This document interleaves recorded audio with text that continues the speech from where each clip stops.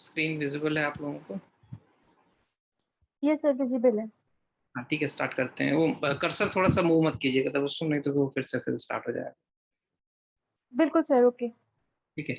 मलाष्टम के पीछे लेने का देखिए टॉपिक जो है, या मलाष्टम जो शब्द है वो बहुत ज्यादा इसका वर्णन नहीं मिलता है। एक व्याधि के रूप में तो वर्णन बिल्कुल नहीं मिलता है। और इसको पीछे लेने का यही कारण है कि बेसिकली मलबद्धता या मलाष्टम जो है पेशेंट के दृष्टिकोण से या वैद्य के दृष्टिकोण से थोड़ा सा गंभीर व्याधि के रूप में उत्पन्न हो सकता है। मलाष्टम से आप लोगों को लगा होगा कि शायद एक पेशेंट को रात को सोते समय आप हरड़ चूर्ण दे दीजिए या आरोग्यवर्धनी दे दीजिए, उससे उसका पेट साफ हो जाएगा। तो ये इतना सिंपल टॉपिक नहीं है जितना लगता है। अ, उसी के लिए हमने आज ये टॉपिक लिया है, मलाष्टम। और स्लाइड आगे हम बढ़ाते हैं इसमें। इसमें बेसिकली देखिए मल जो आयुर्वेद में बताया है, आहार का जब पचन होता है तो उसमें दो भाग उसके बनते हैं। एक सार भाग बनता है, एक किट्ट या वेस्ट प्रोडक्ट बनता है। तो जो किट्ट भाग होता है उसको मल बोला जाता है। और बेसिकली आयुर्वेद में जो तीन मल बताए हैं मुख्यतः, उसमें पहला जो है मूत्र यानी यूरिन, दूसरा पुरीश यानी स्टूल, और तीसरा स्वेद यानी स्वेटिंग। बेसिकली ये तीन मेन मल रहते हैं जिनका वर्णन आपको आयुर्वेद में सभी जगह देखने को मिल जाएगा। इनके अलावा भी बाकी कुछ एक मल रहते हैं। बेसिकली जो भी हमारे स्रोतस रहते हैं या बहिर्मुख स्रोतस हैं, जिसमें आँख हो गया, कान हो गया, नाक हो गया, और नीचे जो है आपका मूत्र का मार्ग हो गया, जो योनि मार्ग हो गया। ये जितने भी बहिर्मुख स्रोतस है जिनका मुंह बाहर की तरफ खुलता है, उसमें बेसिकली जो है आकाश रहता है, यानी एक एम्प्टी स्पेस रहता है। और जहाँ कहीं भी आकाश रहता है वहां पे वायु का संचरण होता है, क्योंकि एम्प्टी स्पेस में वायु जरूर होती है। और वायु के साथ साथ वहां पे अग्नि रहती है, क्योंकि वायु को अग्नि सखा बोला गया है। तो अग्नि जहाँ पे भी रहेगी वहां पे पाचन जरूर होगा। तो इन जो बहिर्मुख स्रोतस रहते हैं इनमें जो अग्नि द्वारा जो पाचन होता है, तो वहां पे ट्रांसफॉर्मेशन के बाद भी यहाँ पे भी मल बनता है। तो इसमें भी इनको भी मल संज्ञा दी गई है। इसमें जैसे कान का मल हो गया या नाक का सिंगाणक हो गया। अ, बाकी आर्तव स्रोतस या आर्तव के मार्ग में भी मल रहता है। ये सब भी मल के इसको भी मल कहा जाता है। और ये जो बहिर्मुख स्रोतस के मल हैं, इनका बेसिक जो बल रहता है, या इनका जो मतलब ये स्ट्रेंथ जो है अपनी, ये जो हमारे तीन मल बताए गए हैं मूत्र पुरीश स्वेद, इनके बल पे इनका बल डिपेंड रहता है। अगर जो मेन तीन मल है वो बढ़ेंगे तो ये भी बढ़ेंगे। तो इस वजह से इन सभी को मल के दृष्टिकोण से देखना जरूरी है। मल का एक मैं बड़ा अच्छा सा एग्जांपल आपको दूंगा, कॉमन सा एग्जांपल है। जब आप कभी चावल आप बर्तन में गर्म करके बनाते हैं, तो जब चावल जो है उबलने लगता है तो उसमें एक झाग तैयार होता है, और बर्तन के कोने पे जाके वो झाग चिपक जाता है। तो वो उस चावल का जो है मल है। और नीचे से जो गैस की अग्नि या उसकी है वो जठराग्नि के रूप में हमारे शरीर में रहती है। तो किसी भी चीज का जब आप पाक करते हैं और उसमें ट्रांसफॉर्मेशन होता है उसके रूप में, तो मल जरूर बनता है। तो इस की ही कल्पना जो है शरीर में मल के रूप में की गई है। और मल जो है शरीर के लिए बहुत ज्यादा इम्पोर्टेंट है, क्योंकि देखिए शरीर जो है तीन स्तंभों पे खड़ा है। पहला दोष है, दूसरा धातु है, तीसरा मल है। जितना दोष और धातु इंपॉर्टेंट है उतना मल भी इंपॉर्टेंट रहता है। ऐसा नहीं है कि दोष और धातु से ही सब कुछ चलता है। क्योंकि किसी भी चीज का अगर पाक या पचन होता है तो उसमें से सार भाग बनता है और पित्त भाग, जैसे मैंने बताया। तो वेस्ट प्रोडक्ट बनना बहुत जरूरी है, तभी जो सार भाग है शुद्ध होगा वो। और मल में भी अगर मल जो है ये समावस्था में रहता है तो फिर वो शरीर के लिए फायदेमंद रहता है। क्योंकि मल अगर कम रहता है तो उससे भी व्याधि होती है, मल अगर बढ़ता है तो भी उससे व्याधि होती है। जैसे अगर मल बढ़ता है, उसका एग्जांपल ले, तो आपने देखा होगा कि मल की मात्रा अगर बढ़ती है तो ये कब होता है, जब बेसिकली जब जो धात्वाग्नि हमारी मांद्य रहती है तो मल की मात्रा बढ़ती है, और मल की मात्रा बढ़ती है तो जितने भी मल के स्थान है वहां पे गुरुता आ जाती है। जैसे कान है, कान में गुरुता आ जाएगी, कान में भारीपन आ जाएगा, नेत्र है, नेत्र में भारीपन आ जाएगा। तो ये मल की वृद्धि के लक्षण है, और ये थोड़ा सा शरीर के लिए हानिकारक रहते हैं। मल अगर क्षय हो जाता है तो भी शरीर के लिए हानिकारक रहता है। ये आपने राजक्षमा में देखा होगा, क्योंकि राजक्षमा में अग्निमांद्य रहता है रोगी को, तो सार किट्ट का प्रॉपर विभाजन नहीं हो पाता है, मतलब सार भाग कम बनता है और खाए हुए आहार से मल ज्यादा बनता है। और इसीलिए राजक्षमा में रोगी के मल की रक्षा करने को बोला गया है, क्योंकि अगर मल ही निकल जाएगा तो उस रोगी का जीवन जो है चला जाता है। इसी वजह से देखा होगा आपने कि टीबी के पेशेंट्स को बड़ा केयरफुली हैंडल करना पड़ता है, और ऐसे केसेस में कभी भी रोगी को विरेचन या ऊत नहीं देना चाहिए। तीसरा जो इसमें पॉइंट आता है कि वेग संधारण जो बोला गया है, मतलब अगर मलों के वेग को आप रोकते हैं तो ये रोग को उत्पादन करने में अग्र बताया गया है। चरक में आप देखेंगे, सूत्र स्थान में मिल जाएगा कि वेग संधारणम अनारोग्य कारणम, मतलब मल का इतना इम्पोर्टेंस दिया है कि बीमारी को उत्पन्न करने के लिए सबसे पहले जो अगर आप किसी का वर्णन आया है तो ये मलों का आया है। बेसिकली होता क्या है कि मल जो है हमारे शरीर का वेस्ट प्रोडक्ट है। एक जनरल सी आम भाषा में बताऊंगा कि जो भी वेस्ट प्रोडक्ट है वो शरीर उसको बाहर निकालना चाह रहा है शरीर से, और अगर मलावस्तंभ आपको रहता है या मल की संचिति होती है तो धीरे धीरे करके कुछ सालों में ये जो है शरीर के लिए नुकसानदायक होता है, क्योंकि देखिए मल अगर प्रॉपरली बाहर नहीं निकला शरीर से तो फिर वो वापस एब्जॉर्ब होने लगता है, और सालों साल अगर ये प्रक्रिया होती है तो जो मल है वो विष रूप घातक भी हो सकता है। धीरे धीरे एक एक ऑर्गन्स में वो चीज दुष्टि करने लगती है, क्योंकि मल जहां भी रहेगा वहां दुष्टि करेगा, और मल को सीधे सीधे विष की संज्ञा भी दी गई है, तो ये विष के समान हानिकारक होता है। अब हम मलावष्टंग के प्रकार देख लेंगे। देखिए आम भाषा में अगर रोगी आपके पास आता है तो कहता है कि सर हमारा पेट साफ नहीं होता है, या मल करने के बाद फिर से मल त्याग की इच्छा होती है। लेकिन एक वैद्य होने के नाते आपको मलावस्तंभ कितने प्रकार का है इसमें डिफरेंशिएट करना बहुत जरूरी है। इसमें बेसिकली 3 जो है वो प्रकार किए जाते हैं प्रैक्टिकली मलावस्तंभ के या मलबद्धता के या कॉन्स्टिपेशन के 3 प्रकार किए जाते हैं। पहला है रूक्ष है, दूसरा साम है, तीसरा मानसिक है। रूक्ष मलावस्तंभ वो रहता है जिसमें जो मल है वो रूक्ष हो जाता है, यानी सूखा रहता है। इसमें बेसिकली सूखा इन द सेंस, जैसे आपने सुना होगा या देखा होगा जैसे बकरी का मल रहता है अजाशकृत समम, मतलब बकरी के मल की तरह, जैसे गुठली वाला मल जैसे आप स्क्रीन पे भी देख रहे हैं, और ये बकरी के मल के समान रहता है, सूखा रहता है। बेसिकली इसमें वात और पित्त की दुष्टि होती है, और वायु का जो कार्य है वायु विभजते, यानी वायु जो है विभाजन करता है। तो उसमें जो वात पित्त दुष्टि रहती है उसमें बेसिकली जो वायु रहती है वो मल का विभाजन करती है, मतलब छोटे छोटे टुकड़ों में मल को तोड़ देती है। पित्त जो है इसमें जो है उष्णता की वजह से इसको इसमें से जो स्नेह भाग है उसको सोख लेता है, इसलिए मल जो है रूक्ष होता है, हार्ड होता है, और वात पित्त की वजह से ये काला रहता है। आपने सुना होगा कि बहुत सारे रोगियों में रूक्ष मल की हिस्ट्री मिलती है। रोगी लिटरली बताता है कि मैं 3-3 4-4 दिन मोशन को नहीं जाता हूँ, और जब कभी मोशन जाता हूँ तो गुठलियां पड़ती हैं मोशन में। गुठली शब्द यूज करता है नॉर्थ इंडिया में हमारे यहाँ, और महाराष्ट्र में अगर आप रोगी से बोलेंगे तो वो बोलता है कि खड़े पड़ते हैं हमारे मल में। तो खड़े इन द सेंस पत्थर को बोला जाता है। तो टिपिकली रोगी ये बताता है कि ऐसा गुठली पड़ रही है मल में या गांठें आ रही मल में।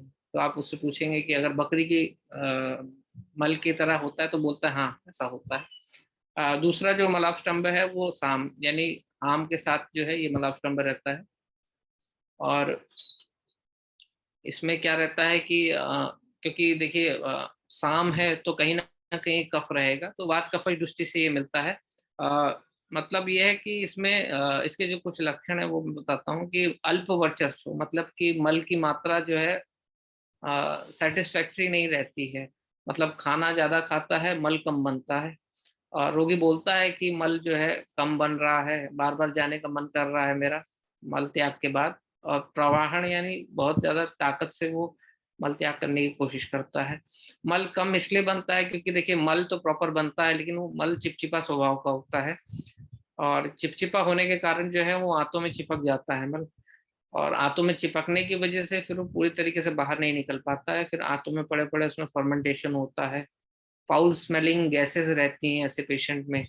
साम जो वायु रहती है जिन पेशेंट्स में, वो बताता है कि सर गंदी बदबू आती है मेरे गैसेस में से, मेरे फार्टिंग में से। तो इस तरह के जो रोगी रहते हैं बेसिकली वो अ, साम मल यानी दूसरे प्रकार के मलापस्टम के रहते हैं। और क्योंकि देखिए सामता यानी मतलब मल जो है प्रॉपरली पाचन नहीं हो पाया है उसका, और कोई भी चीज अगर अधपकी रहती है तो उसमें बदबू जरूर आती है। इसलिए ऐसा मल जो है वो दुर्गंधित रहता है। और इसकी जो वायु रहती है वो भी दुर्गंधित रहती है।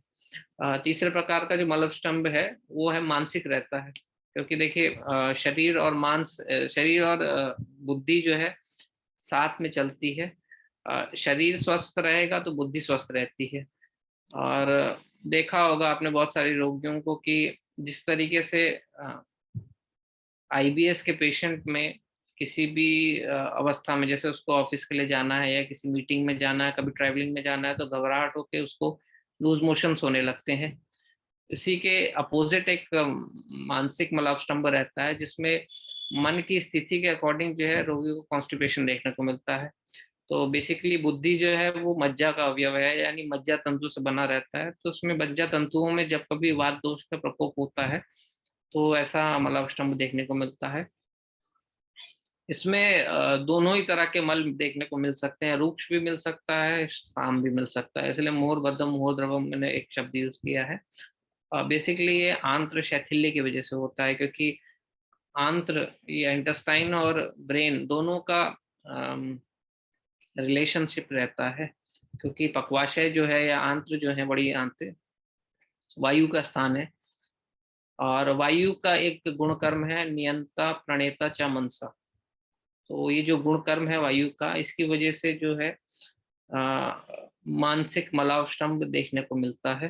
तो ये तीन साधारणतया जो है मलावष्टम्भ के बेसिक प्रकार रहते हैं। तो आपको आपके रोगी में ये तीन तरह के से जो मलावष्टम्भ बताए हैं मैंने, इसमें से कौन सा मलावष्टम्भ है ये जानना बहुत जरूरी है। तभी मलावष्टम्भ की चिकित्सा जो है वो सफल रह पाती है। अब थोड़ा सा इनके कारण मैं आपके साथ शेयर करूंगा। ये देखिए जितने भी चीजें मैं यहाँ शेयर कर रहा हूँ उसमें ग्रंथ से आपको थोड़ा सा, आपको इसमें कम ही मिलेगा इसमें।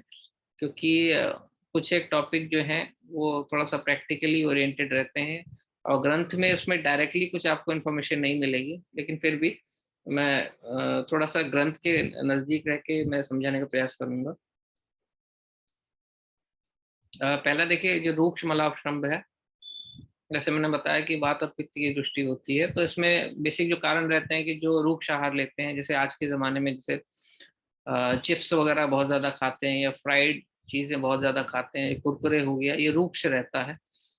तो इसमें स्नेह का अंश ना के बराबर रहता है। तो जैसा आप खाना खाएंगे वैसा मल तैयार होगा। इसकी वजह से ही ये रूक्ष मलापस्टम्भ देखने को मिलता है। व्याधिकर्षण अगर रोगी का हो गया और बहुत लंबी समय से अगर कोई व्याधि है, तो उसमें क्या रहता है कि किसी भी चीज में, किसी भी व्याधि में जीर्णत्व अगर आ जाता है तो उसमें वात का संसर्ग होने लगता है। और वात का संसर्ग होने की वजह से जो वात दोष है वो आपके धातुओं को भी दुष्ट करता है और मल को भी दुष्ट करता है। तो जैसे शरीर में आपने देखा होगा, कोई भी क्रोनिक इलनेस आप पकड़ के देख लीजिए जिसका मॉडर्न साइंस में ट्रीटमेंट अवेलेबल ना हो, तो रोगी का धीरे धीरे कर्षण यानी वजन कम होने लगता है। जैसे किसी भी रोग में आप देख सकते हैं जो क्रोनिसिटी रहती है, तो उसके कारण ये देखने को मिलता है। फिजिकल एक्टिविटी अगर बहुत ज्यादा हो तो उससे भी रूक्ष मलापस्टम्भ देखने को मिलता है। बेसिकली ग्रीष्म ऋतु में व्यायाम वगैरह मना किया गया है। और क्योंकि वात का संचय रहता है, रूक्षता रहती है एनवायरमेंट में, तो ऐसे कंडीशंस में अगर व्यक्ति एक्सेसिव व्यायाम करता है, क्योंकि अर्धशक्ति व्यायाम बोला गया है आयुर्वेद में, तो ऐसे में रूक्ष मलावष्टम्भ देखने को मिलता है। वृद्धावस्था में वायु, क्योंकि वृद्धावस्था जो है वात का रहता है, वात का जो गुण है वो रूक्ष रहता है, तो ऐसे में जो है नेचुरल तरीके से रूक्ष मलावष्टम्भ देखने को मिलता है। जीर्ण ज्वर में मलावष्टम्भ देखने को मिलता है। ये बहुत अच्छा एक कॉज है। देखा होगा आपने कि रोगी को रूक्ष मलावष्टम्भ की हिस्ट्री रहती है, मतलब गुठली वाला मल होता है, और हिस्ट्री में रोगी बताता है कि सर बहुत सालों से शाम के टाइम पे मुझे बुखार आता है, और बुखार ऐसा है कि बाहर से कुछ नहीं रहता है लेकिन अंदर से गर्मी सी रहती है, बदन टूटता है। तो ये जो बदन टूटना वाला शब्द है या अंतर्वेगी जो ज्वर है, ये जीर्ण ज्वर के लक्षण है। जब कभी भी ज्वर आपको होता है और उसका या तो प्रॉपर ट्रीटमेंट ना हो तो जीर्ण ज्वर होता है, या फिर थोड़ा सा लीन ज्वर भी इसमें मैं समावेश कर लेता हूँ कि बुखार से पहले ही अगर आप बुखार की औषधि दे देते हैं डर के मारे या बिना किसी उसकी वजह से, तो जो दोष हैं वो लीन हो जाते हैं धातुओं में। फिर जो दोष 6-7 दिनों में आपके शरीर से बाहर जाने चाहिए वो धातुओं में ही बलहीन होने की वजह से पड़े रहते हैं, और जब कभी भी फिर फेवरल कंडीशन आती है तो उनका प्रकोप होता है। तो ऐसे जो जीर्ण ज्वर रहते हैं उनमें रोगी में मलावष्टम्भ जरूर देखने को मिलता है। इसके अलावा जो फास्ट वगैरह रखती हैं फीमेल्स, उसमें आप देखिए कि हिस्ट्री मिलती है कि कल मैंने एकादशी का व्रत रखा था, आज मुझे मोशन नहीं हुआ, तो उसमें जनरली जो है रूक्ष मलावष्टम्भ देखने को मिलता है। अनिद्रा में भी क्योंकि वात और पित्त का प्रकोप होता है रात्रि जागरण की वजह से, तो उसमें भी रूक्ष मलावष्टम्भ देखने को मिलता है। साम मलावष्टम्भ में स्थौल्य, मैंने पिछले अपने लेक्चर में बताया था, सॉरी, कि जो स्थूल या मोटे आदमी रहते हैं उनका जो गुद प्रदेश है वहां पे जो रेक्टम का पार्ट है उसको, उसके अराउंड जो है फैट ग्लोब्यूल्स रहते हैं, और उसकी वजह से क्या रहता है कि रेक्टम का पार्ट जो है वो दबने लगता है, उस पर प्रेशर पड़ता है तो प्रॉपरली वायु का निष्कासन नहीं हो पाता है। तो ऐसे रोगियों में मलावष्टम्भ या कॉन्स्टिपेशन देखने को मिलता है। और इनका जो कॉन्स्टिपेशन है बेसिकली जो है थोड़ा सा सामता की तरफ रहता है, क्योंकि इनकी अग्नि भी जो है मंद रहती है। दूसरा है कि भात मलावष्टम्भ यानी भात अवष्टम्भ। जो लोग चावल बहुत ज्यादा पसंद करते हैं, और पहाड़ में तो हमारे यहाँ बहुत ज्यादा चावल खाया जाता है, बिना चावल के खाना नहीं खाया जाता, तो ऐसा जो भात है, ये जो चावल है जो इस फॉर्म में रहता है तो वो मलावष्टम्भ अवष्टम्भ कारक होता है।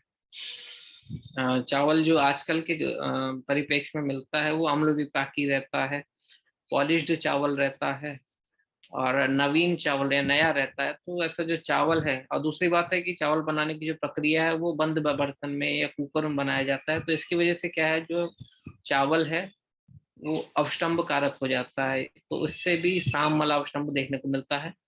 व्यसन एक इसमें पार्ट है कि अल्कोहल वगैरह बहुत ज्यादा जो लोग लेते हैं उसमें क्या रहता है कि यकृत की क्रिया जो है हैम्पर हो जाती है, तो उसकी वजह से अवष्टम्भ देखने को मिलता है। गुटखा खैनी जो लोग खाते हैं उसमें भी यकृत की क्रिया हैम्पर हो जाती है। सेंट्रल नर्वस सिस्टम जो है उसके कार्य पे असर पड़ता है, तो इंटेस्टाइन के मूवमेंट्स जो है वो प्रॉपर नहीं हो पाती हैं।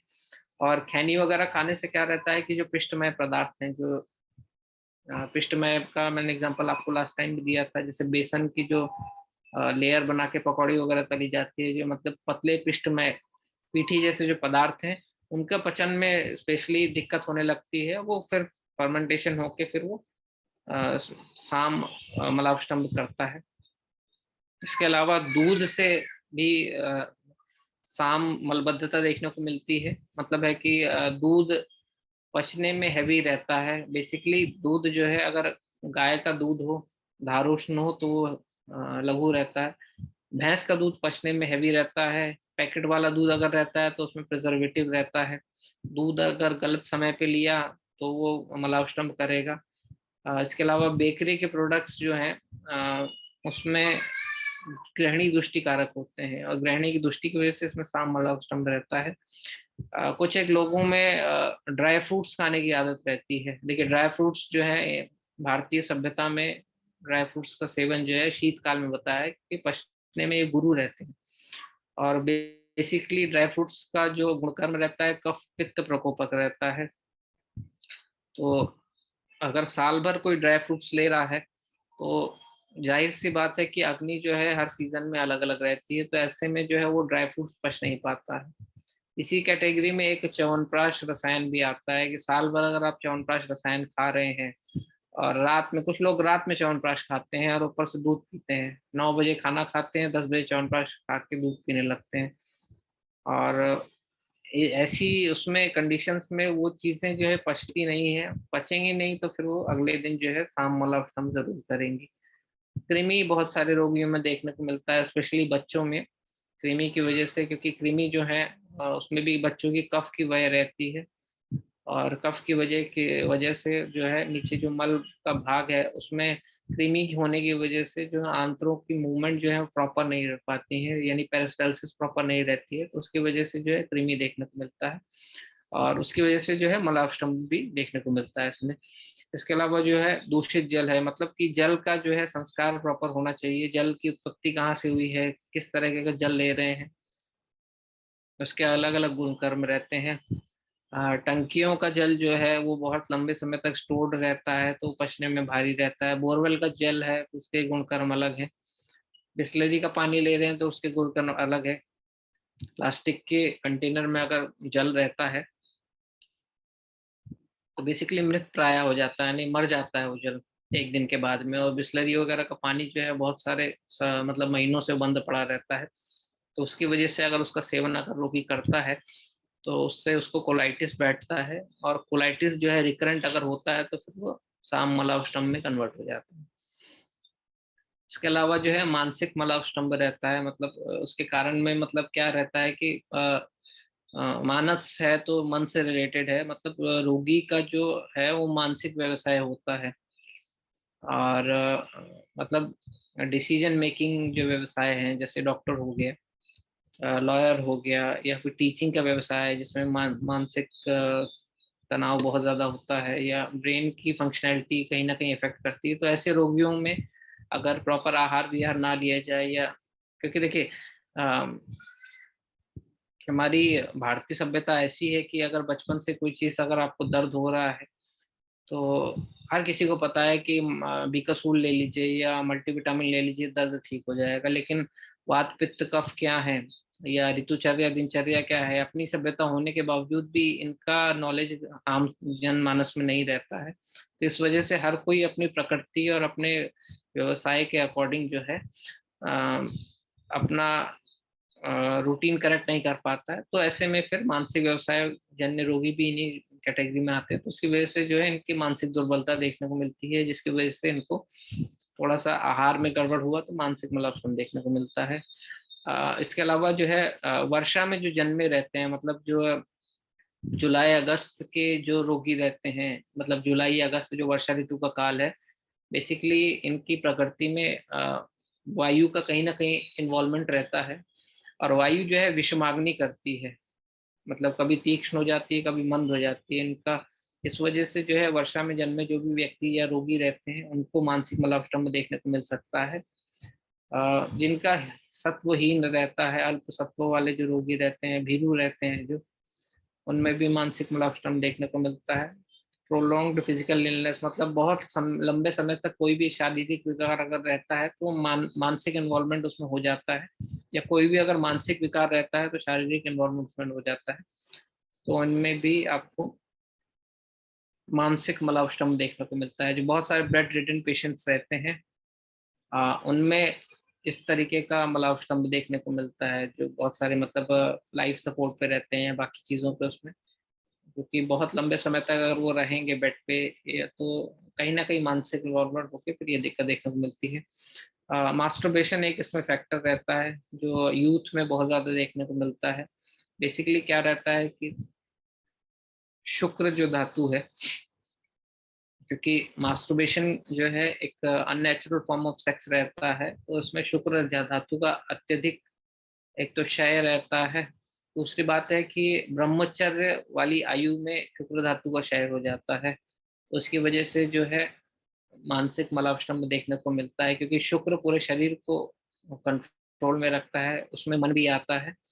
और मॉडर्न कोरिलेशन अगर आप देखेंगे तो जो ब्लड सप्लाई, क्योंकि देखिए शुक्र व जो स्रोतस है पुरुषों में और स्त्रियों में, उनके जो मुख्य अंग हैं वो और पक्वाशय दोनों आसपास रहते हैं।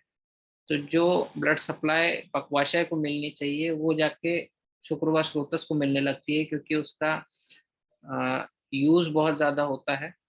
और उसकी वजह से क्या रहता है कि जो पक्वाशय की सप्लाई है वो कम हो जाती है। थोड़ा सा इसको आपको इमेजिन करना पड़ेगा या पिक्चर देखनी पड़ेगी कि कैसे लार्ज इंटेस्टाइन रहते हैं, उसके आगे कैसे फिर रिप्रोडक्टिव सिस्टम रहता है। तो उसकी वजह से फिर मास्टरबेशन की जो यूथ रहता है उसमें भी मानसिक मलाष्टम देखने को मिलता है।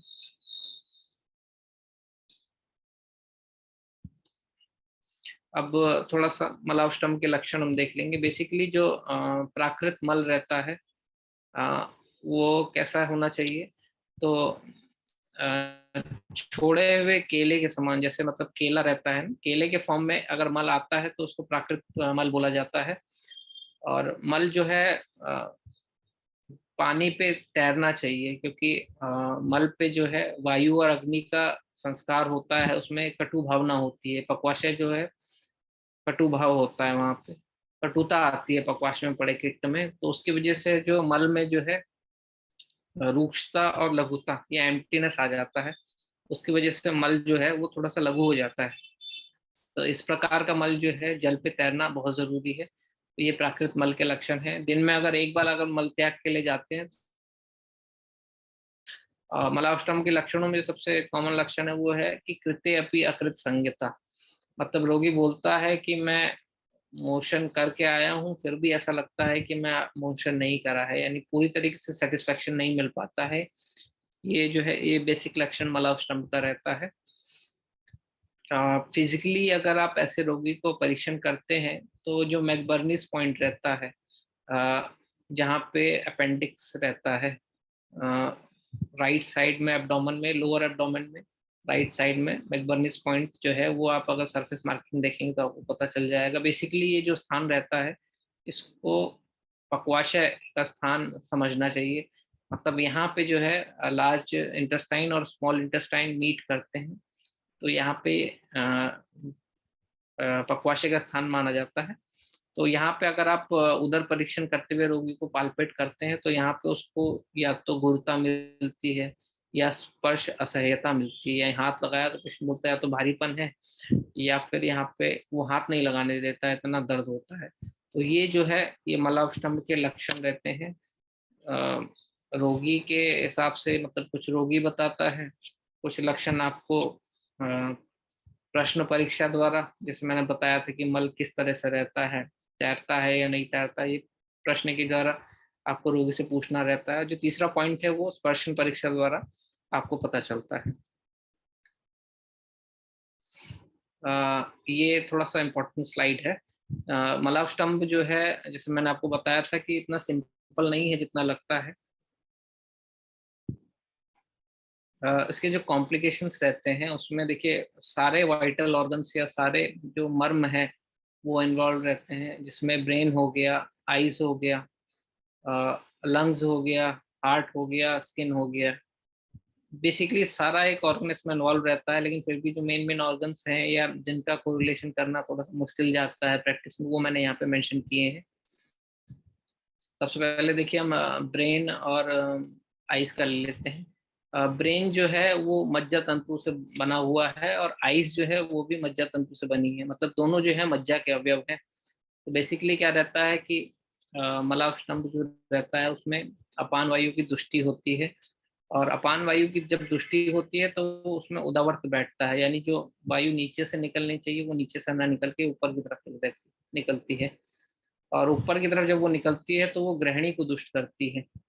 और ग्रहणी जो है हमारा डाइजेस्टिव सिस्टम का पार्ट है, जहाँ पे हमारा डाइजेस्टिव फायर रहती है। और ग्रहणी और मज्जा जो है दोनों का आपस में संबंध है, क्योंकि मज्जाधरा कला और ग्रहणी, ग्रहणी में ही मज्जाधरा कला रहती है। तो मज्जा के जितने अवयव हैं वो ग्रहणी की हेल्थ पे डिपेंड करते हैं। और कहीं ग्रहणी की दृष्टि रहती है तो मज्जा धरा कला अवयव दुष्ट रहता है, और उसके मज्जा के अवयव, यानी ब्रेन जो है वो मज्जा का अवयव है, आइस जो है वो मज्जा का अवयव है, तो यहाँ पे दृष्टि देखने को मिलती है। इसलिए देखा होगा आपने कि जब रोगी का मलास्तंभ होता है तो रोगी के सर में दर्द, कभी कभी रोगी बताता है कि मुझे सर दर्द हो रहा है, या कभी कहता है कि मुझे आंखों में भारीपन सा हो रहा है।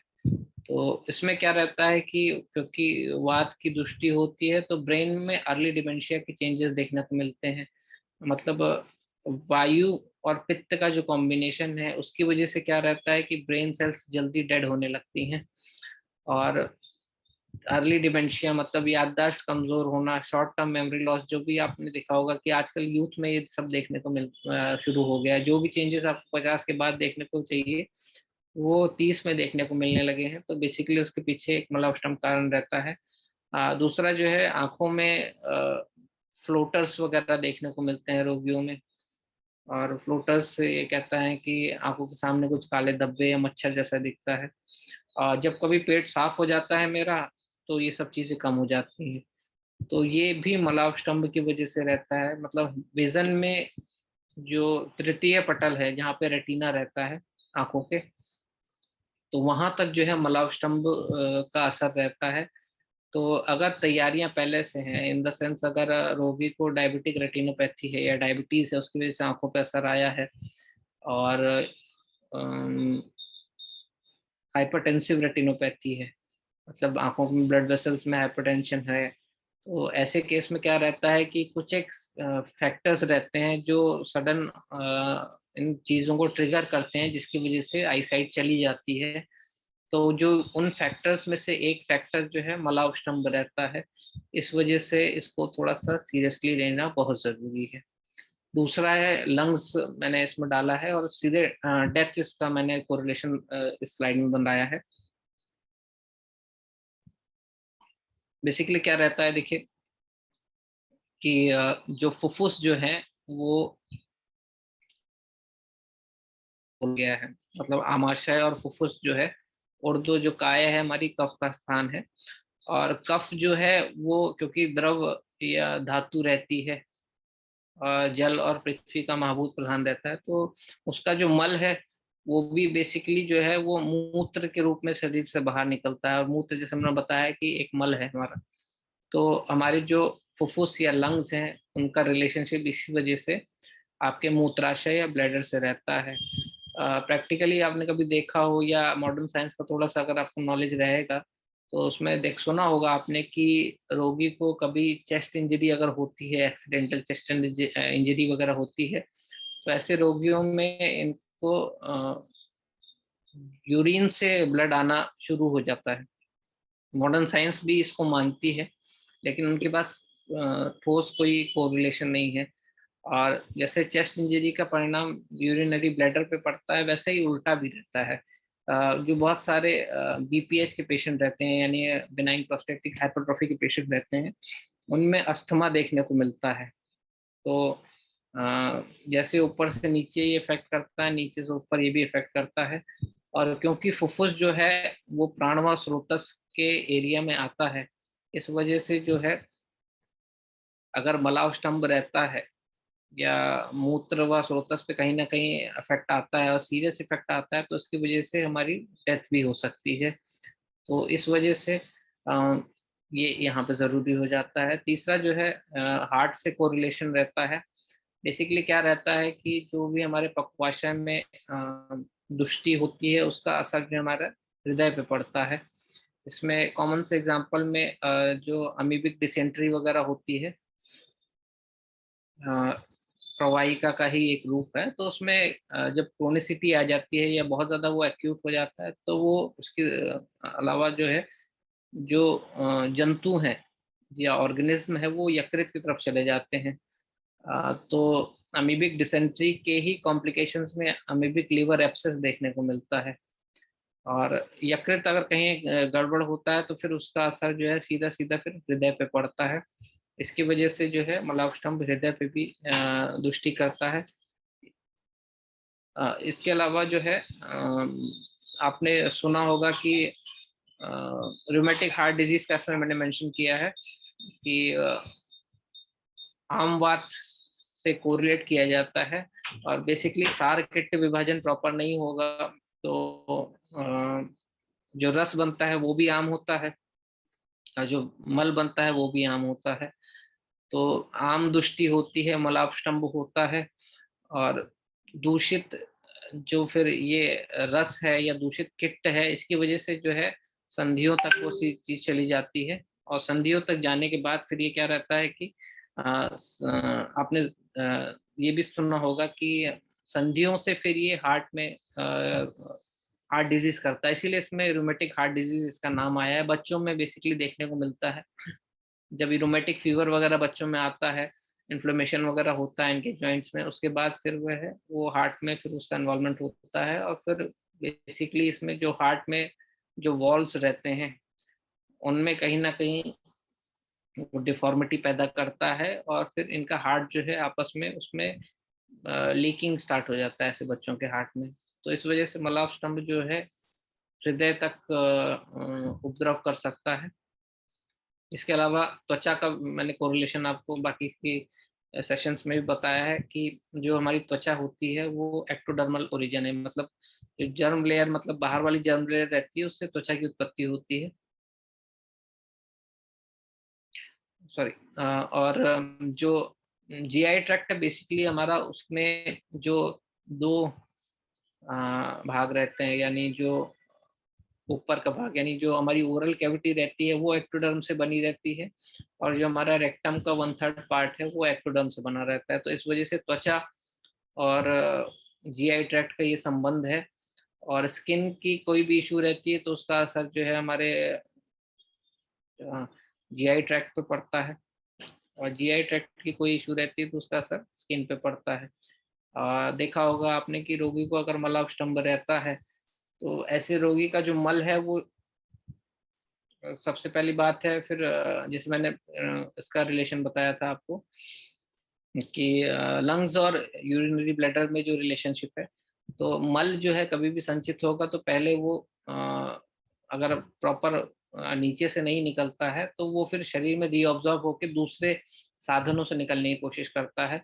मतलब पहले वो लंग्स की तरफ जाता है और लंग्स से निकलने की कोशिश करता है। तो ऐसे रोगियों में कफ बहुत ज़्यादा देखने को मिलता है, खांसी के लक्षण मिल सकते हैं, या फिर क्रोनिसिटी बहुत ज़्यादा हो जाती है तो फिर उसमें मलापस्टंभ सॉरी अस्थमा देखने को मिलता है।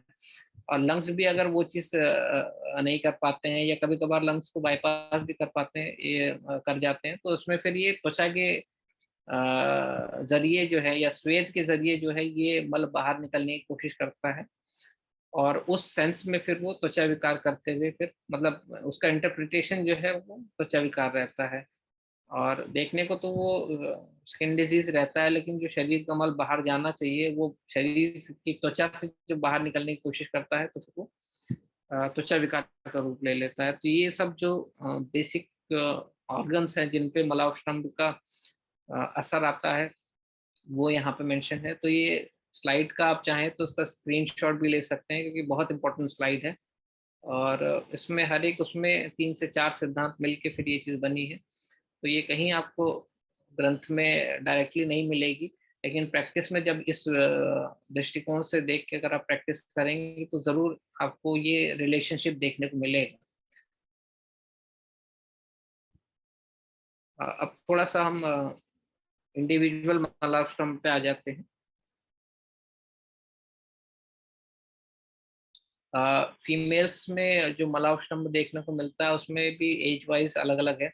जो कुमारी यानी कुमारी के लिए जो कुमारी शब्द आया है, मतलब उनकी एक एज डिसाइड की गई है कि मेंसेस बेसिकली जिन फीमेल्स में स्टार्ट नहीं हुए होते हैं उनको कुमारी बोला जाता है। तो ऐसे फीमेल्स में मलापस्टंभ देखने को मिलता है। बेसिकली क्या रहता है कि जब इनके मेंसेस स्टार्ट होने वाले होते हैं तो अगर आपको एनाटॉमी का थोड़ा सा याद होगा तो जो गर्भाशय रहता है, यूट्रस रहता है, उसके एक तरफ जो है मूत्राशय यूरिनरी ब्लैडर रहता है, दूसरी तरफ आपका पक्वाशय रहता है या लार्ज इंटेस्टाइन रहता है। तो गर्भाशय जो है अपना पोषण जो है मूत्राशय और पक्वाशय इन दोनों से लेती है।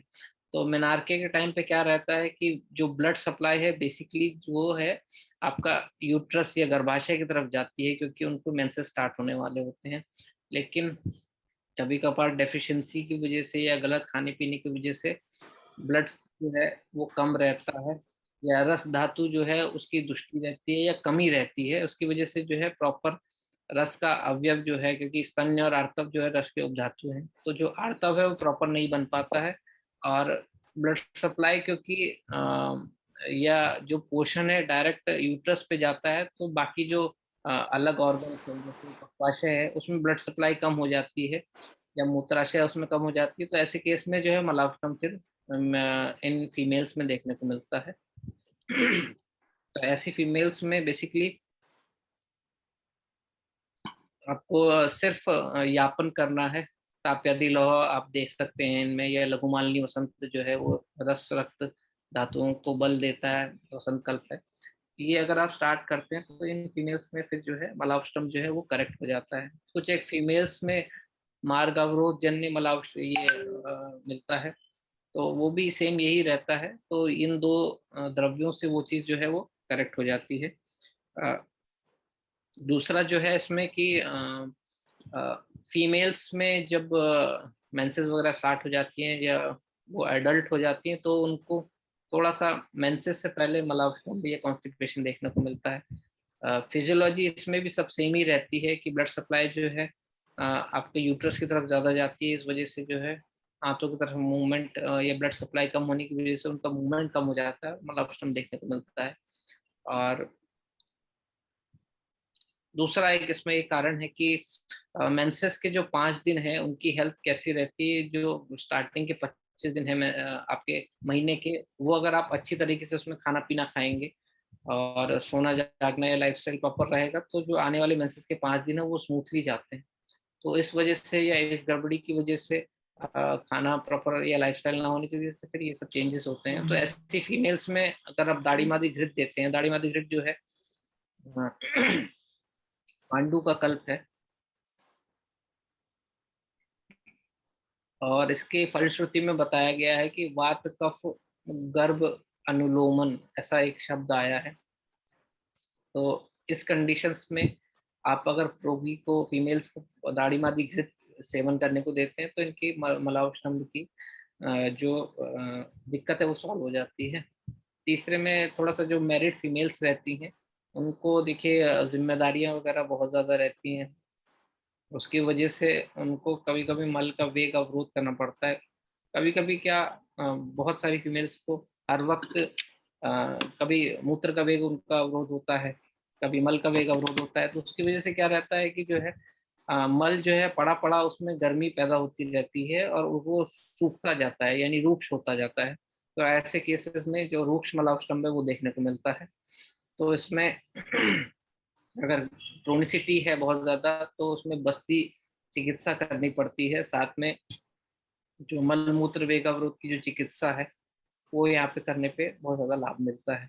प्रेगनेंसी में देखा गया है कि बहुत सारी फीमेल्स को मलावष्टम्भ देखने को मिलता है। और प्रेगनेंसी एक ऐसी अवस्था रहती है जिसमें आपको बहुत ज्यादा सोच समझ के चिकित्सा करनी पड़ती है, या बहुत ज्यादा चिकित्सा द्रव्य कल्प नहीं दे सकते हैं। और रेचन कल्प तो बिल्कुल प्रेगनेंसी में निषेध है, क्योंकि जो है रेचन अगर होता है तो उससे क्या रहता है कि गर्भ स्राव या मिसकैरेज का खतरा रहता है, तो पेट साफ करने के द्रव्य आप नहीं दे सकते हैं उसमें। तो ऐसे में बेसिकली पेशेंट को आहार में थोड़ा बहुत जैसे मुनक्के हो गया ये सब लेने को जरूर बोलिए।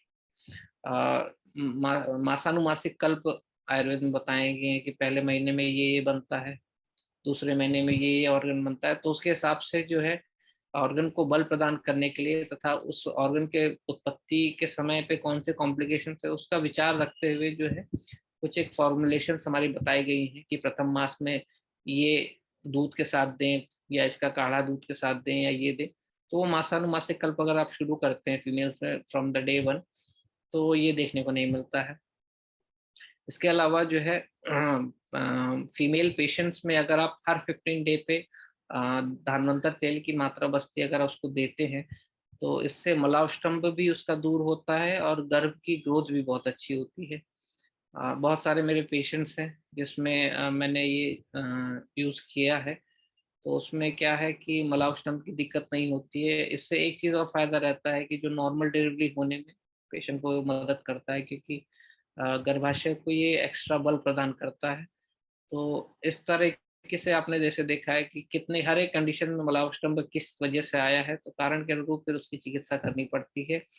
One drug fits to all approach जो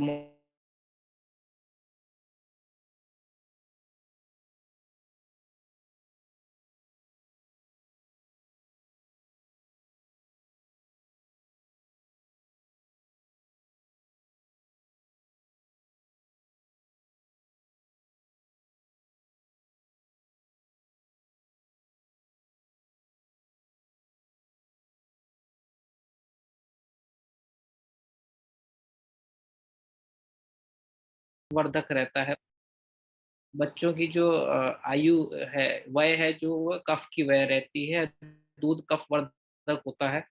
तो ऐसे में अगर गाय का दूध अगर बच्चा नहीं लेता है, या माता का दूध भी अगर वो लेता है और माता का आहार विहार प्रॉपर नहीं है, माता जो है कफदुष्टिकर आहार विहार ले रही है, तो बच्चों को फिर इसमें मलावष्टम देखने को मिलता है। दूध में बच्चों में वैसे दूध जो है आपको जो कफ बढ़ाता है। और कुछ एक मीठे हेल्थ ड्रिंक्स वगैरह जो है, जैसे हॉर्लिक्स हो गया, बॉर्नविटा हो गई, ये अगर आप दूध में मिला के बच्चों को देंगे तो दूध और जो है कफ प्रकोपक हो जाएगा। तो ऐसा दूध जो है डेफिनेटली बच्चों में मलावष्टम करता है। इसके अलावा जो ओवर फीडिंग बच्चों में की जाती है, जो वेल टू डू फैमिलीज रहती हैं, संपन्न परिवार रहते हैं, उसमें बच्चों को बहुत ज़्यादा ओवर फीडिंग के वो रहते हैं, तो उसकी वजह से भी मलावष्टम देखने को मिलता है बच्चों में। बेसिकली जो है इन सब कंडीशंस में साम मलावष्टम यानी चिपचिपा, जैसा मैं बताया था ना स्टार्टिंग में, तो उस तरीके का मलावष्टम देखने को मिलता है। कभी कभार सिजेरियन डिलीवरी के बाद बच्चों में मलावष्टम देखने को मिलता है। उसके पीछे का रीजन ये रहता है कि जो सी सेक्शन है, डॉक्टर अमृता का शायद यहाँ पे ऑन है माइक। बच्चों का जो सी सेक्शन रहता है, सॉरी, फीमेल्स का जो सी सेक्शन रहता है, वो एक तरीके से अप्राकृत डिलीवरी रहती है, और उसकी वजह से गर्भाशय का शोधन प्रॉपर नहीं हो पाता है। और गर्भाशय शोधन इसलिए नहीं हो पाता है क्योंकि वो सूती का परिचर्या फॉलो नहीं कर पाती हैं, क्योंकि बहुत सारे उसमें रहते हैं कि आपका सूचर है, आप पेट मत बांधिए, तेल मत लगाइए, इन्फेक्शन, डॉक्टर भी डरा देते हैं। उसकी वजह से क्या है, जो गर्भाशयगत कफ है, जो प्राकृत डिलीवरी में शरीर से बाहर जाना चाहिए, वो बाहर नहीं जा पाता है। और बाहर ना जाने की वजह से वो वापस स्तनों में एब्जॉर्ब हो जाता है, क्योंकि स्तन और आर्तव दोनों रस के उपधातु हैं। स्तन से आर्तव, आर्तव से स्तन, ये बाई डायरेक्शनल फ्लो रहता है, तो वो वापस अ, अ, स्तनों में आता है, और स्तन के रूप में सबसे पहला जो डाइट है वो बच्चों में जाता है। तो फिर इस वजह से बच्चा जो डाइट लेता है उसकी वजह से उसको जो न्यूबॉर्न बेबीज रहते हैं उसमें मलावष्टम देखने को मिलता है। तो इसमें बेसिकली क्या करना है आपको, अगर न्यूबॉर्न है बच्चा, बच्चों को दवा नहीं दी जा सकती है, तो उसमें माता का खाना पीना आपको ठीक करना है। स्तन परीक्षा आप करनी है आपको। स्तन परीक्षा अगर आप करते हैं तो उससे क्या होता है कि जो कोई भी दुष्टि है उसके हिसाब से फिर वो दुष्टि करेक्ट करके फिर बच्चों को दूध पिलाएं। धारोष्ण दूध दें, गाय का दूध दें, पैकेट का दूध यूज ना करें, भैंस का दूध बिल्कुल यूज ना करें। चिकित्सा में देखिए कृमि की वजह से भी बच्चों में मलावष्टम, जैसे मैंने पहले बताया, तो देखने को मिलता है। तो उसके हिसाब से कृमि मुद्गर रस जो है बेसिकली जो है कफ के विकारों में जाता है, यानी कफज कृमि में बहुत ज्यादा काम करता है, आंतों की मूवमेंट प्रॉपर रखता है, तो कृमि मुद्गर रस जो है मलावष्टम में काम आता है। अरविंदासव हो गया, इससे मलावष्टम जा सकता है। विडंगा रिष्ट जो है उससे मलावष्टम बच्चों में चला जाता है। अ, कृमि मुद्गर रस और विडंगा रिष्ट से जो है कृमि मर जाते हैं, लेकिन कृमि मरने के बाद उसका शरीर से बाहर निष्कासन जरूरी है। इसलिए आरगवत कपिलावटी एक आती है, कॉम्बिनेशन है अगस्ती फार्मा का, उसमें आरगवत है और कम्पिलक है। तो ये कॉम्बिनेशन जो है बच्चों के लिए बहुत अच्छा रहता है। अगर आप इसको देते हैं तो इससे बच्चों का मलावष्टम भी चला जाता है, और जो कृमि कृमि मुद्गर रस है या बाकी कृमि हर औषधियों से वो मर जाते हैं कृमि, वो भी शरीर से बाहर मल के रूप में निकल आते हैं। कभी कभी बच्चों में आपने देखा होगा कि बच्चों में मलावष्टम यानी कॉन्स्टिपेशन की हिस्ट्री मिलती है और बच्चों को फिट्स आते हैं या आक्षेप आते हैं या कन्वर्जन्स आते हैं। तो क्योंकि बच्चों के वय है और फिट्स और कन्वर्जन्स आते हैं, तो माँ बाप तुरंत घबरा के जो है पीडियाट्रिशियन के पास जाते हैं। फिर बहुत सारे केसेस में तो अगर कुछ ना निकले तो ट्रीटमेंट स्टार्ट नहीं किया जाता है, लेकिन ऐसे मलावष्टम जो है इनका रिकरेंस या फ्रिक्वेंसी बहुत ज़्यादा होती है। जब कभी भी मलावष्टम होता है तो चौथे पांचवें दिन फिर फिट्स आते हैं बच्चे को। तो एंटी एपिलेप्टिक मेडिसिन बच्चों में स्टार्ट हो जाती हैं ऐसे केसेस में। तो बेसिकली होता कारण इसका मलावष्टम है, लेकिन बच्चों को एंटी एपिलेप्टिक मेडिसिन दी जाती हैं, उससे सिर्फ एपिलेप्सी रुकती है, लेकिन मलावष्टम फिर भी करेक्ट नहीं होता है। तो बच्चों का जो माइलस्टोन है वो डिले हो जाता है ऐसे में, क्योंकि सेंट्रल नर्वस सिस्टम जो है ये ड्रग्स जो है उसको सप्रेस करके रखती हैं, और बच्चों को जो प्रॉपर डेवलपमेंट है वो नहीं मिलता है, वेट गेन होने लगता है, बच्चों को थायराइड होने लगता है, बच्चों में डायबिटीज देखने को मिलता है ऐसे केसेस में। तो बेसिकली जो है ये मलावष्टम की वजह से होता है। इसके पीछे का कारण ये रहता है कि सबसे पहले जो बच्चों का जो मल है सामता रहती है, जैसे मैंने बताया, और इन साममल जो है हाथों में पड़ा पड़ा वो रुक्ष होता रहता है, या फिर जो हमारी आंत्र है या पक्वाशय है उसमें कटु भाव बताया गया है, यानी कटु भावना होती है मल की। तो वहां पे पड़े पड़े उसमें गर्मी पैदा होती रहती है, वो गर्मी से यकृत दुष्टि तो होती ही है, साथ साथ जो गर्मी जो है वो ऊर्ध्वगामी होकर जो हमारी मस्तिष्क है वहां पे जाती है, और उसकी वजह से फिर ये फिट्स पड़ते हैं। तो यहाँ पे जो है सोमनाथी ताम्र भस्म है, ताम्र भस्म का एक प्रकार है, वो बहुत ज्यादा उपयोगी पड़ती है। और हालांकि ताम्र भस्म जो है विषकल्प है, तो उसको थोड़ा सा आप नॉलेज अगर आपको अच्छी सी हो, और सारा आपको अगर डायग्नोसिस बन चुका है कि मलावष्टम जन्य आक्षेप हो रहा है, तो ताम्र भस्म आप बच्चों में यूज कर सकते हैं। ताम्र भस्म जो है यकृत उत्तेजक है और कोष्ठ शुद्धिकर है, तो इसका बिल्कुल एक चमत्कारिक असर देखने को मिलता है, और 4 से 5 दिनों में ही बच्चों का मलावष्टम भी दूर हो जाता है और उसके आक्षेप भी दूर हो जाते हैं। बस बच्चों में मात्रा जो है बहुत कम रहती है, ये मान के चलिए कि आप मसूर की दाल आपने देखा होगा साइज उसका, उतनी बराबर मात्रा बच्चों में ताम्र भस्म की जाती है। 2 बार दे सकते हैं या 3 बार भोजन उत्तर दे सकते हैं। तो ऐसे केसेस में जो है ये ताम्र भस्म जो है बहुत ज्यादा इफेक्टिव होती है, और मलावष्टम ठीक होते ही बच्चा भी ठीक होने लगता है, बच्चे का वजन बढ़ने लगता है, उसकी ग्रोथ अच्छी हो जाती है। बस ये है कि अगर आपके नॉलेज में ये हो और आपके सिद्धांत क्लियर हो तो ही ये केस डायग्नोज आप कर पाएंगे, नहीं तो फिर ये केस जो है फिर आपको प्रेफर करना पड़ता है। इसके अलावा जो मलावष्टम जो है ओल्ड एज में भी, जैसे मैंने बताया, देखने को मिलता है। बेसिकली वात का वय रहता है ओल्ड एज में, और उसकी वजह से जो क्या है वात रूक्ष गुणात्मक रहता है, और मज्जा धातु में वात प्रकोप होता है, तो मज्जा का स्नेह जो है वो कम होता है। और मज्जा का जो स्नेह है यानी मज्जा जो है उसका जो मल है, उससे क्या है कि ये मेंशन है हमारे ग्रंथों में कि मज्जा के मल से जो है आंतों का जो है स्निग्धता आती है, यानी जो हमारा मल है उसमें जो स्निग्धता आती है कॉमन, वो बच्चों के उसकी वजह से होती है, मल की वजह से होती है। सॉरी, मज्जा का जो मल में मतलब मज्जा का जो मल रहता है वो पुरुष की स्निग्धता के लिए जिम्मेदार रहता है, और उसके लिए क्या रहता है कि ओल्ड एज में जब कभी भी रुक्षता वगैरह शरीर में रहती है, रुक्षता की वजह से क्या रहता है कि मल जो है रुक्ष होने लगता है। अनिद्रा का बहुत सारे ओल्ड एज में देखने को मिलते हैं, उसकी वजह से फिर ये रुक्ष मलावष्टम देखने को मिलता है। तो ये एक पहला कारण हो गया। दूसरी बात है कि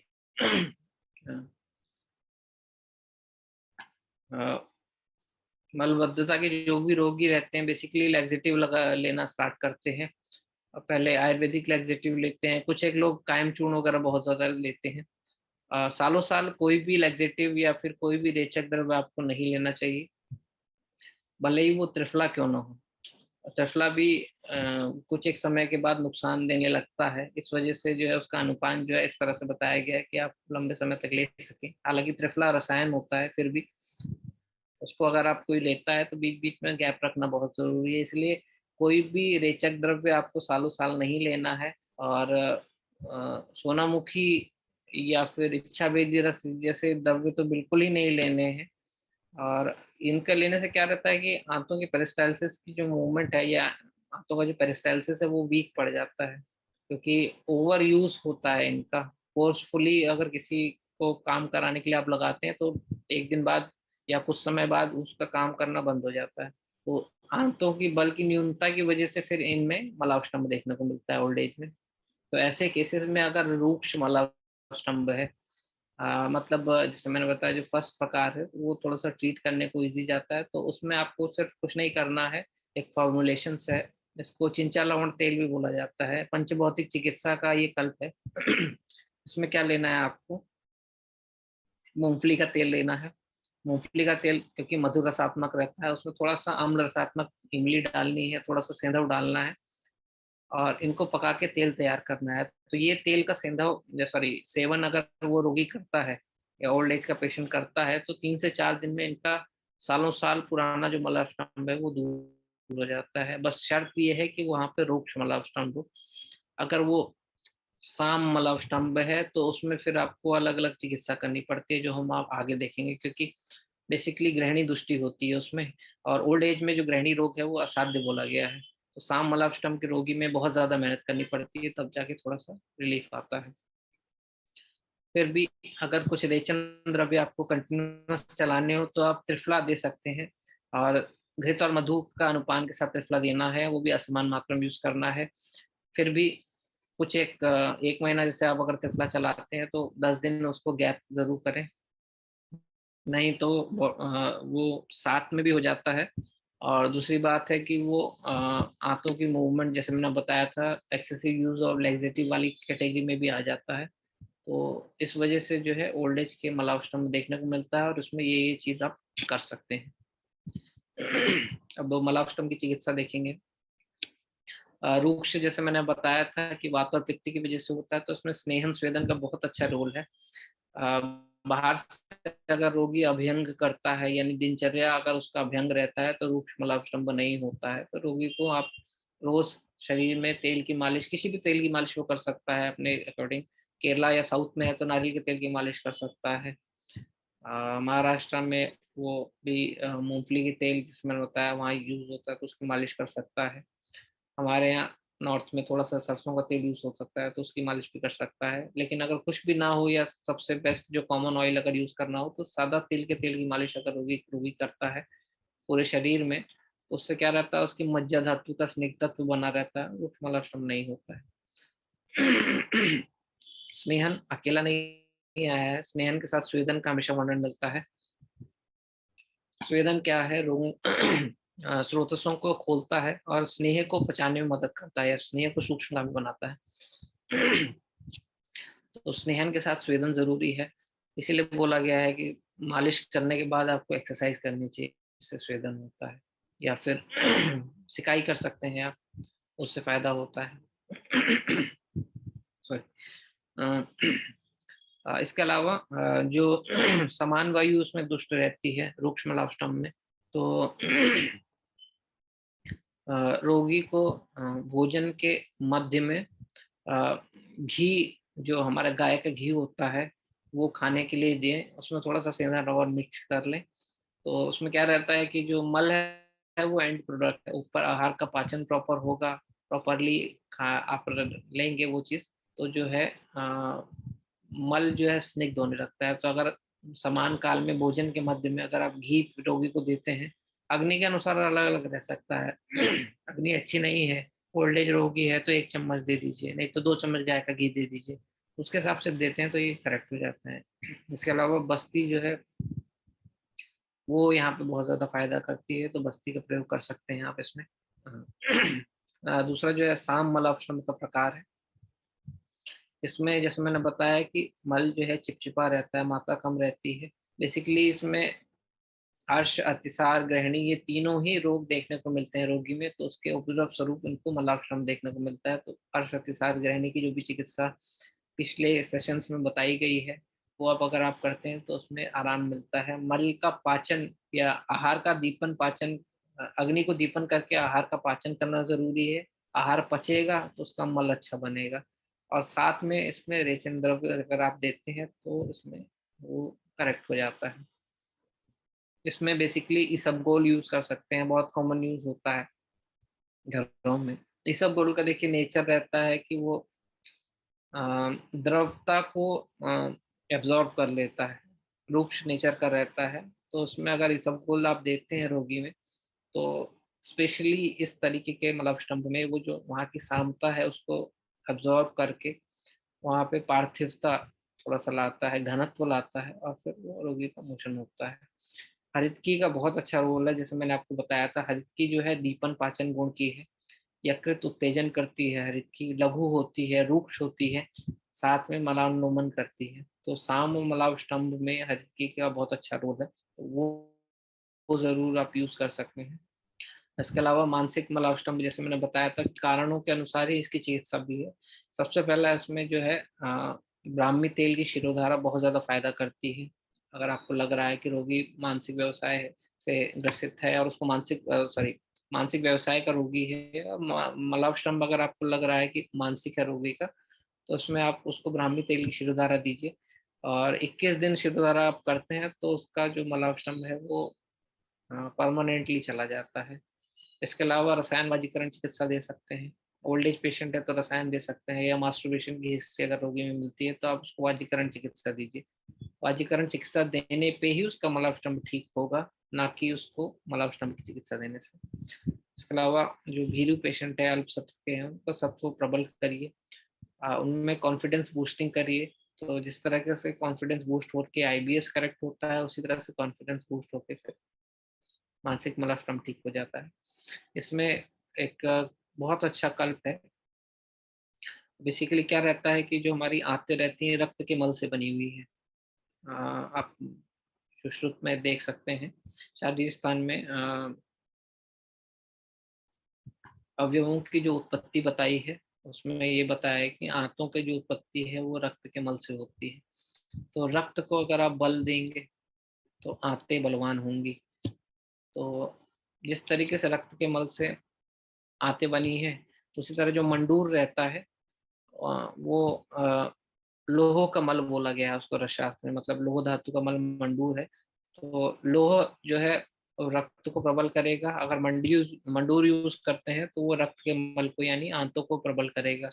तो मंडूर और प्रवाल का जो कॉम्बिनेशन है, अगर ये आपान काल में आप रोगी को देते हैं, यानी भोजन से पहले सुबह शाम देते हैं, तो ऐसे रोगी में मानसिक मलावष्टम्भ जो है वो करेक्ट हो जाता है। प्रवाल जो है उसका भी गुणकर्म जो है थोड़ा सा पित्त शामक है, बल्य है। तो मंडूर के कॉम्बिनेशन के साथ जो ये कॉम्बिनेशन है, ये मानसिक मलावष्टम्भ में बहुत अच्छा काम करता है। ये आप ट्राई करके देख सकते हैं। इसके अलावा मैंने कुछ एक द्रव्यों का एक सूची जैसी बनाई है। ये सिर्फ बताने के लिए है कि जो मलावष्टम्भ में जो आप रेचन द्रव्य यूज करते हैं, रेचन चिकित्सा मलावष्टम्भ की नहीं है, क्योंकि मलबद्धता में सिर्फ आंतों पे कार्य नहीं करना पड़ता है। मलबद्धता के लिए आपको ग्रहणी पे कार्य करना जरूरी है। मलबद्धता के लिए आपको यकृत पे कार्य, लीवर पे कार्य करना जरूरी है, तब मलावष्टम्भ दूर होता है।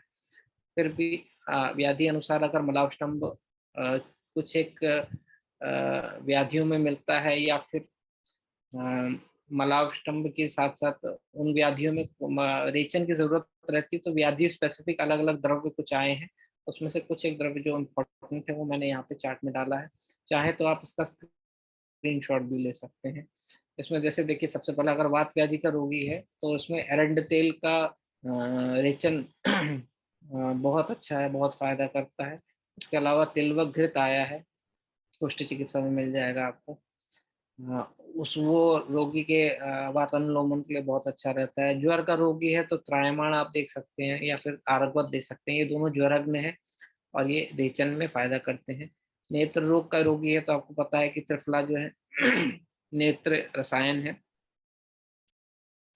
बेसिकली जो निशी काल बोला गया है, यानी जो रात का काल बोला गया है सोने से पहले का, वो ऊर्ध्व जत्रुगत रोगों पे जाता है। इस वजह से त्रिफला रोग, सॉरी, नेत्र रोग में त्रिफला रात में अगर रेचन लीक देते हैं तो फायदा होता है। आमवात का रोगी है तो उसमें लता करंज आप दे सकते हैं, ये रेचन के लिए बहुत फायदा करता है। साथ में इसमें शुंठी सिद्ध एरंड तेल बहुत अच्छा काम करता है। एरंड तेल को आमवात में जिस तरह से, जैसे उपमा आई है कि जैसे शेर की दहाड़ से जो है शेर, ये किसी का माइक ऑन है, जिस तरह का से शेर की दहाड़ से जो है हिरण भाग जाता है, उसी तरह से जो है एरंड तेल के प्रयोग से आमवात भाग जाता है। तो इसमें एरंड तेल फायदा करता है, लेकिन फिर भी कुछ एक रोगियों में प्लेन एरंड तेल से फायदा नहीं होता है। तो ऐसे में शुंठी सिद्ध जो एरंड तेल रहता है, थोड़ा सा वो एरंड तेल में उष्णता को बढ़ाता है, पाचन गुण उसका बढ़ जाता है, तो वो आमवात के रोग में फायदा करता है। धातुशय के अगर रोगी हैं, उनमें आपको धातुशय करेक्ट करना हो तो उसमें आंवले का या अमल की चूर्ण का रेचन आप दे सकते हैं, बहुत ज्यादा बेनिफिट रहता है। प्रमेह और कुष्ठ जो रोगी में है, ये दोनों व्याधियां जो हैं आपका थोड़ा सा क्लेद की वजह से होती हैं। तो ऐसा द्रव्य आपको मलावष्टम में देना पड़ता है, या ऐसा द्रव्य देना पड़ेगा आपको जो क्लेद को कम करे, रुक्ष प्रकृति का हो और दीपन पाचन हो, यानी मेटाबॉलिज्म को बूस्ट करे। तो जैसे मैंने बताया कि हरित की जो है दीपन पाचन है, यकृत उत्तेजन है, मलानुलोमन है, रुक्ष लघु है, पंचरस है इसमें। और इस वजह से जैसे जो हरित की है, प्रमेह और कुष्ठ के रोगी में अगर उनको कॉन्स्टिपेशन रहता है तो उसमें ये आप दे सकते हैं, तो रोग अनुसार ये फायदा करेगा। इसके अलावा मेद दुष्टि अगर रोगी में है, बहुत सारे लोगों को लगता है कि जो इसबगोल है सिर्फ पेट साफ करने की रोग व्याधि, ये सॉरी कल्प है, लेकिन इसबगोल जो है मेधग्न बोला गया है उसको। और आयुर्वेद ग्रंथों में आप देखेंगे तो इसबगोल का वर्णन मिलता है। और इससे क्या रहता है कि इसको अश्वगोल बोला गया है इसको संस्कृत में। तो ये जो है मेद को कम करता है। तो अगर रोगी स्थूल है और उसको मलावष्टम्भ है तो उसको इसबगोल अगर देते हैं तो उसका मलावष्टम्भ भी दूर होगा और उसकी स्थूलता का नाश होगा। इसके अलावा कृमि अगर रोगी में है तो जैसे मैंने बताया था आपको, कंपिलक जो है बहुत अच्छा काम करता है। कंपिलक रेचक भी है और कृमि नाशक भी है, मतलब कृमि को मारता भी है और शरीर से बाहर भी निकालता है। तो कंपिलक का प्रयोग जो है आप यूज कर सकते हैं। आयुर्वेद कपिलावती रेडीमेड फॉर्म में आती है अगस्ती फार्मा की, वो आप यूज करेंगे तो कृमि के रोगियों में बहुत अच्छा रिजल्ट मिलता है। उधर अगर कोई उदर का रोगी है तो अगर उसको प्लेन दुग्ध पे रखते हैं आप, तो उससे बेटर रेचन द्रव्य कोई है ही नहीं उसके लिए। तो क्योंकि दुग्ध का जो गुण बताया गया है वो रेचक है, पित्त का रेचन करता है। और दुग्ध का ये गुण तभी आपको मिल पाएगा जब आप रोगी को पूर्ण दुग्ध आहार पे रखेंगे। सुबह सिर्फ दूध ले रहे हैं, फिर नाश्ता कर रहे हैं, या फिर रात में खाना खा के दूध ले रहे हैं, तो दुग्ध का ये गुण या रसायन गुण देखने को नहीं मिलता है। तो उधर रोगी में अगर पूर्ण दुग्ध आहार पे रखते हैं तो उनका रेचन भी होता है। और जलोदर वगैरह जो केसेस हैं जिसमें पानी के संचय हो जाता है, वो चीज करेक्ट हो जाता है। कामला में कुटकी जो है वो बहुत अच्छा काम करती है। कुटकी यकृत उत्तेजन है, आप सबको पता है। लीवर का कोई ऐसा कल्प नहीं है जिसमें कुटकी नहीं पड़ती है। Li52 से लेके आप कोई भी कल्प उठा लीजिए, उसमें कुटकी जरूर रहती है। तो कामला के रोगी में आप कुटकी दे सकते हैं, ये बहुत अच्छा काम करती है। श्वास जो है, श्वास के रोगी में अगर आपको लगता है कि मलावष्टम्भ है, श्वास का मतलब है थोड़ा सा डिस्निया होता है रोगी में, या फिर अस्थमा के कुछ रोगी रहते हैं, उसमें देखा होगा कि एपिसोड्स आते हैं जब कभी पेट साफ नहीं होता है, तो इन रोगियों में फिर एपिसोड्स वगैरह आते हैं। तो उसके हिसाब से फिर आप देखेंगे कि उसमें नॉर्मल चिकित्सा के साथ साथ उनका कॉन्स्टिपेशन या कोष्ठ शुद्ध करना बहुत जरूरी है। तो स्पेसिफिकली इसमें मुनक्का आया है। मुनक्के में भी अगर काला मुनक्का आप यूज करते हैं, रोगी की डाइट में अगर आप देते हैं, या फिर रात को सोने से पहले उसको डेली मुनक्का सेवन की आदत डालते हैं, तो वो फायदा करता है। यही एक कारण है कि जो द्राक्षासव आया है, द्राक्ष मुनक्का जो बेसिकली अंगूर से ही बनता है। और द्राक्षासव जो है बेसिकली जो है काश्वास रोगी में यही कारण है कि वो फायदा ज्यादा करता है, तो इस वजह से आप मुनक्का यूज कर सकते हैं। अगर भ्रम या चक्कर का रोगी आया है आपको, तो भ्रम में बेसिकली रज, पित्त और अनिल, ये 3 दोष रहते हैं। मानसिक दोषों में रज रहता है, वात और पित्त रहता है, उसकी वजह से भ्रम या चक्कर रहता है। ये आयुर्वेद का दृष्टिकोण है। अब वो भ्रम भले ही आपको ईयर में डिफॉर्मिटी है उसकी वजह से आया है, या ब्रेन में डिफॉर्मिटी है उसकी वजह से आया है, तो वो आपको उसके हिसाब से चिकित्सा चेंज नहीं करनी है। आपको जो आयुर्वेद में भ्रम बोला गया है उसके दोषानुसार चिकित्सा देनी है। तो ऐसे में निशोथ जो है बहुत अच्छा काम करता है। निशोथ जो है निशोक्तर भी बोला जाता है इसको, पित्त रेचक होता है। अ, थोड़ा सा निशोथ रूक्ष रहता है तो तिक्त रस प्रदान क्योंकि रहता है, तो इसमें अगर शर्करा का आप ऐड कर लेते हैं, यानी संभाग निशोथ और शर्करा मिक्स कर लेते हैं, तो बहुत बेटर कॉम्बिनेशन बनता है। और थोड़ा सा वात पित्तज जो संप्राप्ति है भ्रम में या चक्कर में, तो उसको ये चीज अवॉइड करने के लिए बहुत ज्यादा मदद करता है। तो इस तरह से आप देखते हैं कि मलावष्टम्भ जो है बहुत ही ज्यादा डीप एक लक्षण भी है और रोग स्वरूप में भी देखने को मिलता है। इसीलिए देखिए मलावष्टम्भ का जो भी रोगी रहता है वो, आप देखा होगा मेरे पास बहुत सारे रोगी हैं मलावष्टम्भ के। हर 6 महीने पे अपना डॉक्टर चेंज करता है। कुछ एक दवाओं से फायदा होता है, फिर वैसा स्टार्ट हो जाता है, फिर तो फायदा होता है, फिर वैसा स्टार्ट हो जाता है। उन डॉक्टरों की लिस्ट में आयुर्वेदिक डॉक्टर्स भी रहते हैं, क्योंकि नॉलेज नहीं रहता है हर किसी के पास में। और नॉलेज ना होने की वजह से फिर इन जनरल लास्ट में पेशेंट को एक लैक्सेटिव दे दिया जाता है, वो भले ही आयुर्वेद के उसमें हो या भले ही एलोपैथ उसमें हो। और कुछ टाइम बाद फिर वो चीज़ आंतों को वीक करती है और फिर रोगी जो है क्रोनिसिटी में लैंड कर जाता है। फिर धीरे धीरे एक एक सिस्टम इन्वॉल्व होने लगता है कि आपके पास अगर रोगी आता है मलावष्टम्भ का और उसको अस्थमा का रोग है, तो आप अगर आपको पता है आयुर्वेदिक चिकित्सक होने के नाते कि हाँ इसका मलावष्टम्भ इसको अस्थमा कर सकता है, लेकिन एलोपैथी में वो चीज़ नहीं पता रहता है, या बाकी के आयुर्वेद चिकित्सकों को ये चीज़ का इसका ज्ञान नहीं रहता है। तो उसका अस्थमा अगर मलावष्टम्भ से हुआ है तो मलावष्टम्भ की चिकित्सा करके ही उसका अस्थमा जाएगा, अस्थमा की चिकित्सा करके उसको फायदा नहीं होगा। तो इस वजह से निदान संप्रप्ति बनाना बहुत जरूरी है। और ये सब अगर आप करते हैं और मलावष्टम्भ का रोगानुसार ट्रीटमेंट देते हैं और कोष्ठ साफ होने लगता है, तो वायु को बल प्रदान रहता है, और वायु जो है उस पर ही सब चीज़ डिपेंड रहती है, तो उसकी वजह से फिर ये चीज़ फिर सॉर्ट हो जाती है। इसके साथ फिर अभी हमारा सेशन खत्म होता है, क्वेश्चन आंसर की तरफ आगे बढ़ेंगे अभी। Thank you so much sir अपनी नॉलेज हमसे शेयर करने के लिए। हम लोग क्वेश्चन आंसर्स की तरफ बढ़ते हैं। जो लोगों ने अब पूछना है वो लोग चैट बॉक्स में अपने क्वेश्चन सेंड कर सकते हैं। पहला क्वेश्चन है सर डॉक्टर प्रियांशु चौहान की तरफ से, how we can say that Bisleri water is मृत प्राय। देखिए जो जल है वो डिपेंड करता है। देखिए आयुर्वेद में कोई भी जो चीज है वो अ, अगर ओवरनाइट अगर वो स्टोर हो जाती है तो वो मर जाती है, ऐसा बताया जाता है। फ्रिज का जो प्रचलन है पहले के ज़माने में नहीं रहता था, और इसी वजह से जो है पानी को स्टोर करने के लिए कांच की बोतल का प्रयोग करना चाहिए, ऐसा बताया गया है।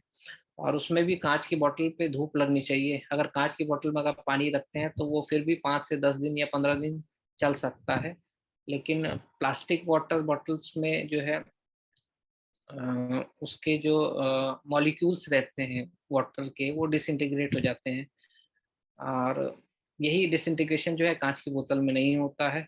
आप चाहें तो आप देख सकते हैं एक्सपेरिमेंट के थ्रू। इस पे एक किताब भी लिखी है, एक जर्मन राइटर है, मैसेज फ्रॉम वाटर करके एक किताब है, चाहे तो आप वो बुक मंगा के पढ़ सकते हैं। बहुत अच्छा उसमें डिस्क्रिप्शन दिया हुआ है। तो बस कारण यही है कि ओवरनाइट कोई भी चीज़ रहती है वो बासी हो जाती है, अमृत प्राय हो जाती है। और बिस्लरी का वाटर भले ही जो है न्यूट्रल स्वभाव का रहता है, लेकिन वो जब शरीर में आप डालते हैं तो जो शरीर में हार्मफुल पैथोजेंस रहते हैं वो ऐसे पानी पे बड़े जल्दी ग्रो करते हैं। इसकी वजह से जो है मलावष्टम्भ के साथ साथ जो कोलाइटिस है, 80% कोलाइटिस भारत में देखने को मिलती है वो दूषित पानी की वजह से मिलती है, और उसमें बिस्लरी का पानी आता है। तो निर्जंतुकरण बेसिक वो नहीं रहता है। आयुर्वेद का मोटिव जल कहाँ से आ रहा है, जल को भी पात्र की अपेक्षा रहती है। यानी बरसात का जल भी अगर आप स्टोर कर रहे हैं तो उसमें कौन सा पात्र में, आप चांदी के पात्र में स्टोर करेंगे तो उसके गुण अलग रहेंगे। तांबे के पात्र में रखेंगे तो वो पेट साफ करेगा क्योंकि यकृत उत्तेजन करता है। लेकिन तांबा का पात्र जो है शुक्र नाशक होता है। तो यंग पीपल जो है तांबे के बर्तन में पानी ना पिए। तो पात्र की अपेक्षा रहती है। और अब प्लास्टिक बॉटल में अगर आप पानी स्टोर करते हैं और महीनों महीनों पुराना पानी रहता है, वो 3-3 4-4 महीने की डेट रहती है, तो डेफिनेटली वो मृत प्राय हो जाता है। Okay sir. Sir next question है डॉक्टर दुर्गेश का, डिमेंशिया में कौन सा दोष है? देखिए, जैसे वात पित्त कफ हमने बताया है। जो हमारे त्रिदेव हैं ब्रह्मा विष्णु महेश, उसमें से जो ब्रह्मा है वो उत्पत्ति का कार्य करते हैं। और उत्पत्ति जो है वो आपका कफ दोष के कारण होती है। दूसरा जो है पित्त दोष, पित्त जो दोष जो है ट्रांसफॉर्मेशन करता है, यानी एक अवस्था से ट्रांसफॉर्म करके दूसरी अवस्था में, यानी स्थिति जो है वो पित्त दोष की रहती है। पित्त दोष है आपका जो स्थिति या मेंटेनेंस रहती है वो आपका रहता है आपका विष्णु जी का। और जो विनाश होता है वो वात दोष की वजह से होता है, जो शिव जी के है। तो वात दोष जो है विनाश के लिए उसका सूचक है। और पक्वाशय जो है वात का मुख्य स्थान है। तो मलावष्टम्भ रहेगा, वात दोष बहुत ज्यादा होगा। वात के साथ पित्त भी रहता है पक्वाशय में, क्योंकि जो मल का कटुभाव होता है, कटुभाव में अगर आप उसके दोष प्रधान से देखेंगे, सॉरी, तो वात और पित्त दोष में रहता है। तो इसकी वजह से क्या रहता है कि एजिंग बहुत जल्दी स्टार्ट हो जाती है, क्षरण बहुत जल्दी होने लगता है शरीर का। और इसी संदर्भ में फिर वो बुद्धि का भी शरण करने लगता है, क्योंकि ग्रहणी दुष्टि होती है और ग्रहणी और मज्जा का संबंध मैंने बताया, इसकी वजह से फिर वो डिमेंशिया करने लगता है। Thank you sir, I hope इनको आंसर मिल गया होगा। नेक्स्ट क्वेश्चन है डॉक्टर विजय किशोर पंडित का, चाइल्ड एज में हालांकि ये क्वेश्चन टॉपिक से डिफरेंट है, चाइल्ड एज में बेड वेटिंग के कॉज और मैनेजमेंट कैसे करें? बेड वेटिंग देखिए, बेसिकली जो होता है वो बच्चों के एज में, क्योंकि कफ की वजह रहती है तो कृमि होने का खतरा इसमें रहता है। अ, इसमें डिटेल में अगर आप जानना चाहेंगे तो कृमि की वजह से रहता है। फिर भी आप ग्रुप में मुझे पिंग कर देंगे तो मैंने एक आर्टिकल लिखा था बेड वेटिंग पे, वो मैं आपके साथ शेयर कर दूंगा। तो उसमें पूरा डिटेल्स मेंशन है कि किस वजह से होता है, क्या क्या ट्रीटमेंट से फायदा मिलता है, तो वो मैं आपको ग्रुप में शेयर कर दूंगा। ओके सर, नेक्स्ट क्वेश्चन है डॉक्टर प्रियांशु चौहान का, दाढ़ी मादी घृत is to be given directly और विद फूड?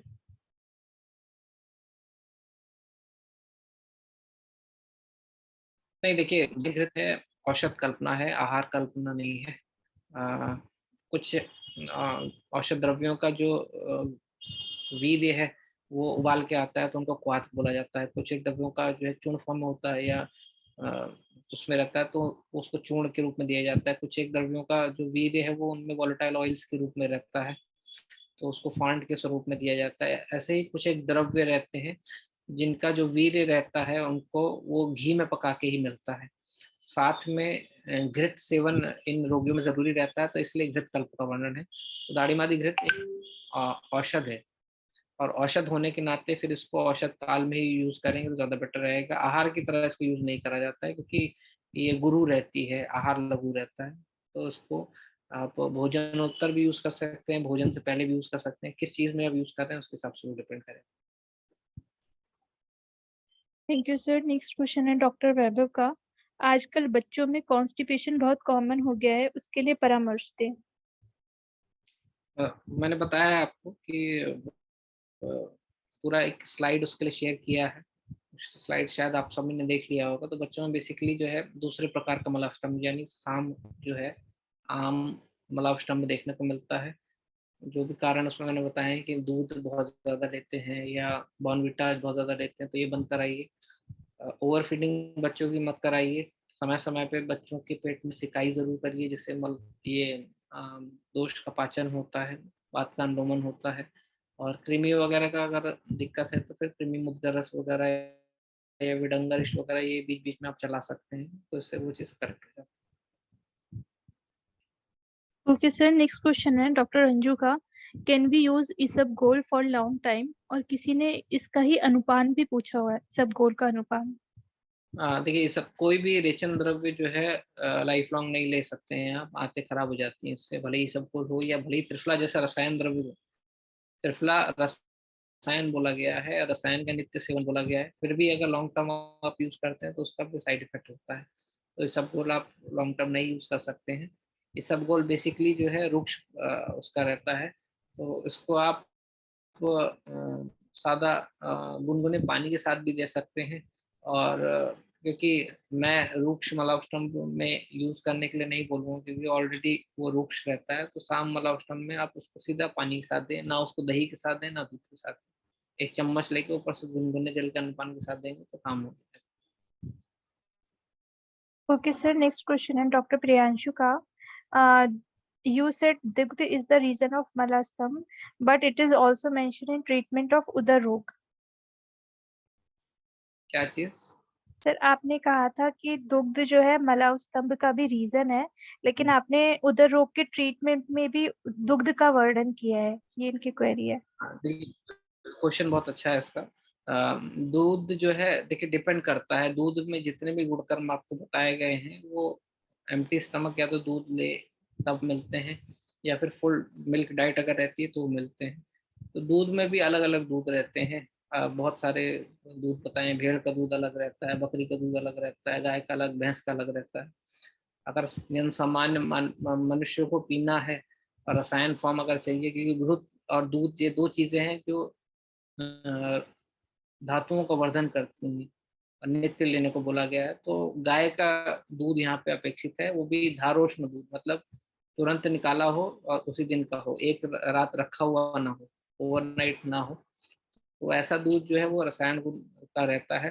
और बच्चों में अगर ये दूध देते हैं तो उससे कॉन्स्टिपेशन नहीं रहता है, बस मात्रा उसकी आप डिसाइड कर लीजिए कितनी है। और इसका अगर यूज की जगह आप भैंस का दूध यूज करते हैं, वो पचने में भारी रहता है, या पैकेट वाला दूध यूज करते हैं तो वो बासी भी रहता है और उसमें प्रिजर्वेटिव भी होता है, तो उसकी वजह से वो गुरु हो जाता है। तो ऐसा दूध जो है फिर कॉन्स्टिपेशन करता है। अब उदर रोगी की चिकित्सा में अगर दूध का प्रयोग मैंने जो बताया है, उसमें बेसिकली आपको पूरा मिल्क डाइट पे रखना है रोगी को, वो भी गौदुग्ध होना चाहिए, धारोष्ण दूध होना चाहिए, मतलब बासी नहीं होना चाहिए। उससे क्या रहता है कि जठराग्नि पे पहली बात तो लोड कम पड़ता है, क्योंकि द्रव आहार जा रहा है। दूसरी बात है कि दूध जो है यकृत उत्तेजन करता है, और यकृत उत्तेजन होगा तो अग्नि और प्रबल होगी, अग्नि प्रबल होगी, जो दोष है उसका पाचन स्टार्ट हो जाता है। इसकी वजह से जो है उधर रोगियों में दुग्ध आहार पे या दुग्ध डाइट पे रखने को बोला गया। दोनों में फर्क है।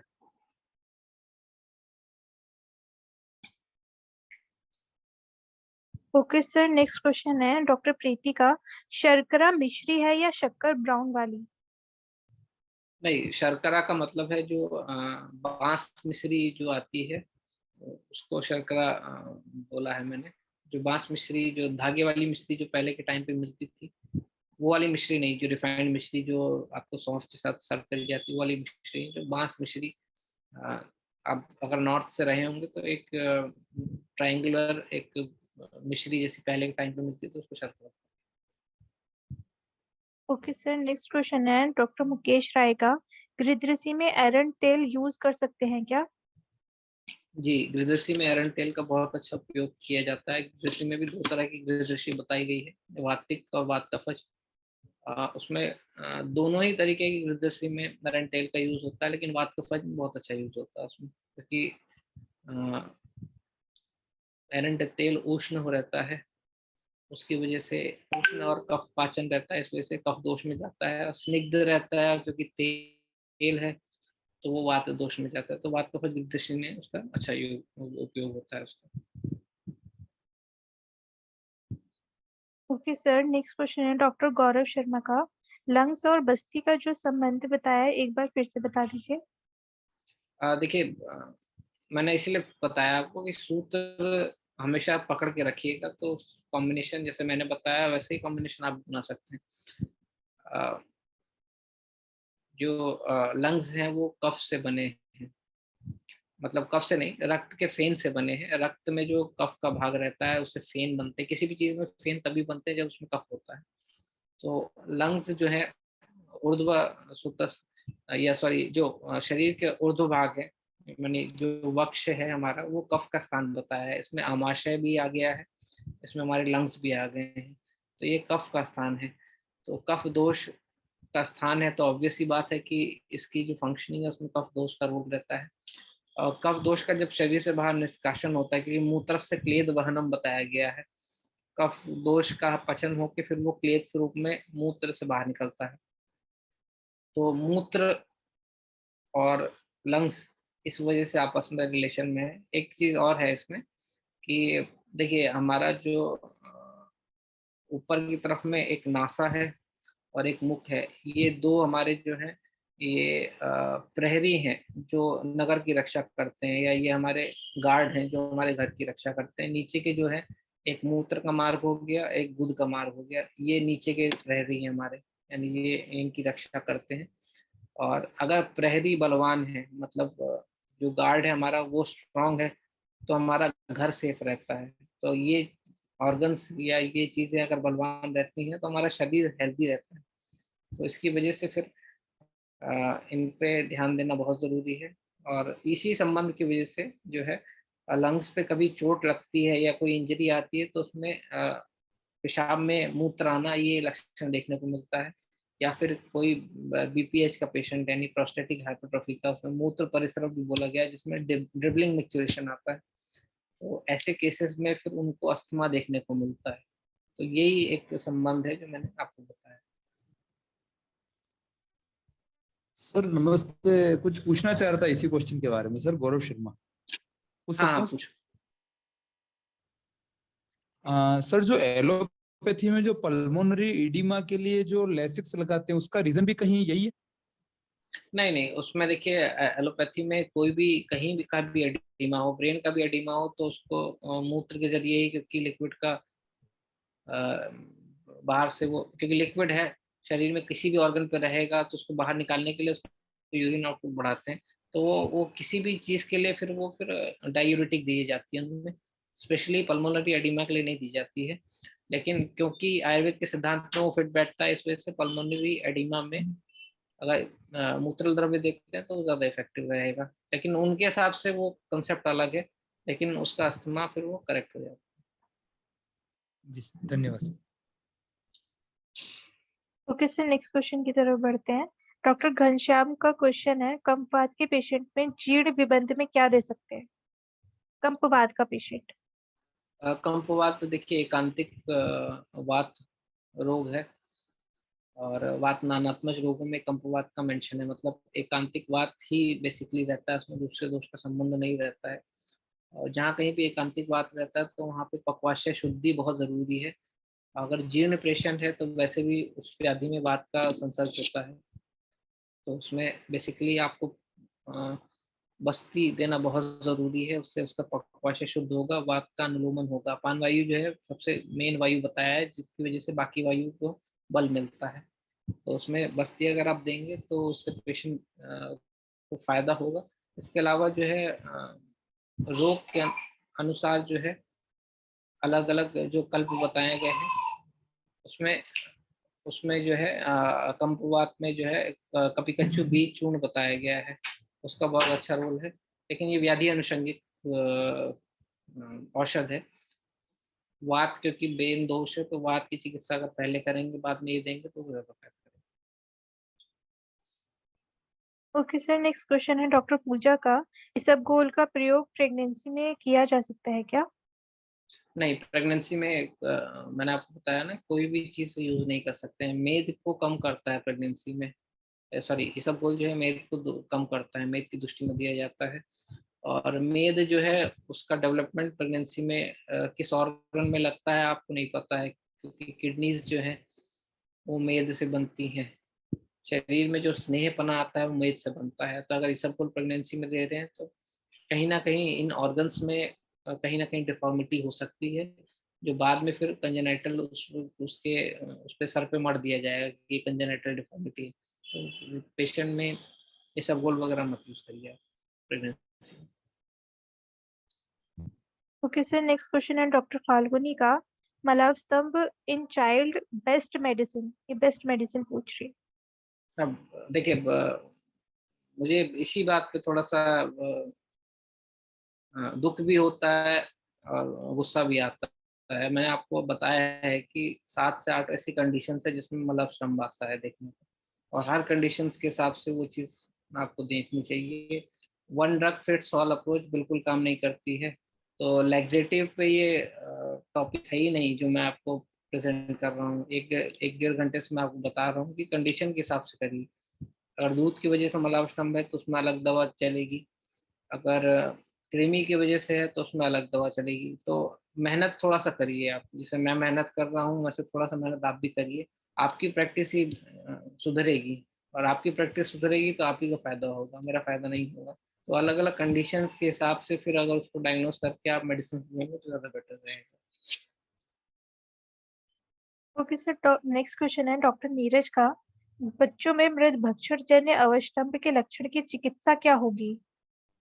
देखिए, मृतिका भक्षण जन्य पांडु के अंतर्गत मिलता है, जिसमें मृतिका भक्षण जन्य पांडु रहता है। तो उसमें क्या रहता है कि मिट्टी जो है तो रूक्ष गुण की रहती है, और वो उसका पाचन नहीं हो पाता है। तो धीरे धीरे मिट्टी जो है वो जैसे पचना, स्टार्टिंग में तो मल में निकल आती है, लेकिन लंबे समय के लिए अगर वो रोगी लेता है तो जो मिट्टी है जो वो स्रोतस में आके फिर उस स्रोतस में अवरोध उत्पन्न करती है। तो ऐसे में फिर आपको रेचन दे के पहले शरीर की शुद्धि करना बहुत जरूरी है। कुछ एक रेचन कल्प उसमें बताए गए हैं, उससे पहले रोगी का रेचन करवाएं, उसके बाद फिर उसको पांडु की चिकित्सा दें तो फायदा।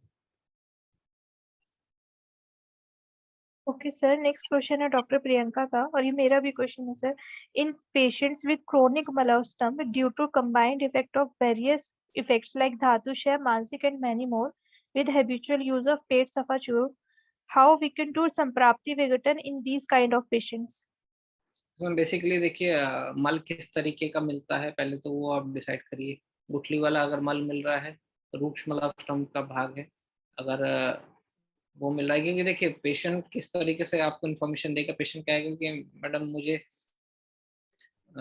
कभी गुठली भी होता है, कभी पतला भी होता है, कभी चिपचिपा भी होता है। आप पेशेंट से पूछिए कि अगर आप लैक्सेटिव नहीं लेते हैं तो मोशन कैसा होता है, तब वो बताएगा कि हाँ लैक्सेटिव नहीं लेता हूँ तो मैं, तो मुझे गुठली वाला मल होता है। तो वो रूक्ष मलाष्टम का पेशेंट है, तो उसको रूक्ष मलाष्टम की चिकित्सा दें। साथ में अगर आपको लगता है कि इसमें मानसिक इन्वॉल्वमेंट है फैक्टर्स का, यानी पेशेंट जो है मानसिक व्यवसाय से है, तो थोड़ा सा मज्जा को बल देने वाली प्रधान चिकित्सा दें। उसमें रोगी की जो नींद है उसको प्रैक्टिस करिए। जट्टामांसी आप दे सकते हैं रात में सोने से पहले रोगी को, या जैसे मैंने बताया कि शिरोधारा आप रोगी की कर सकते हैं इंटरनल मेडिसिन के साथ साथ, तो उससे फिर लाभ मिलेगा आपको। ओके सर, नेक्स्ट क्वेश्चन है डॉक्टर पंकज का।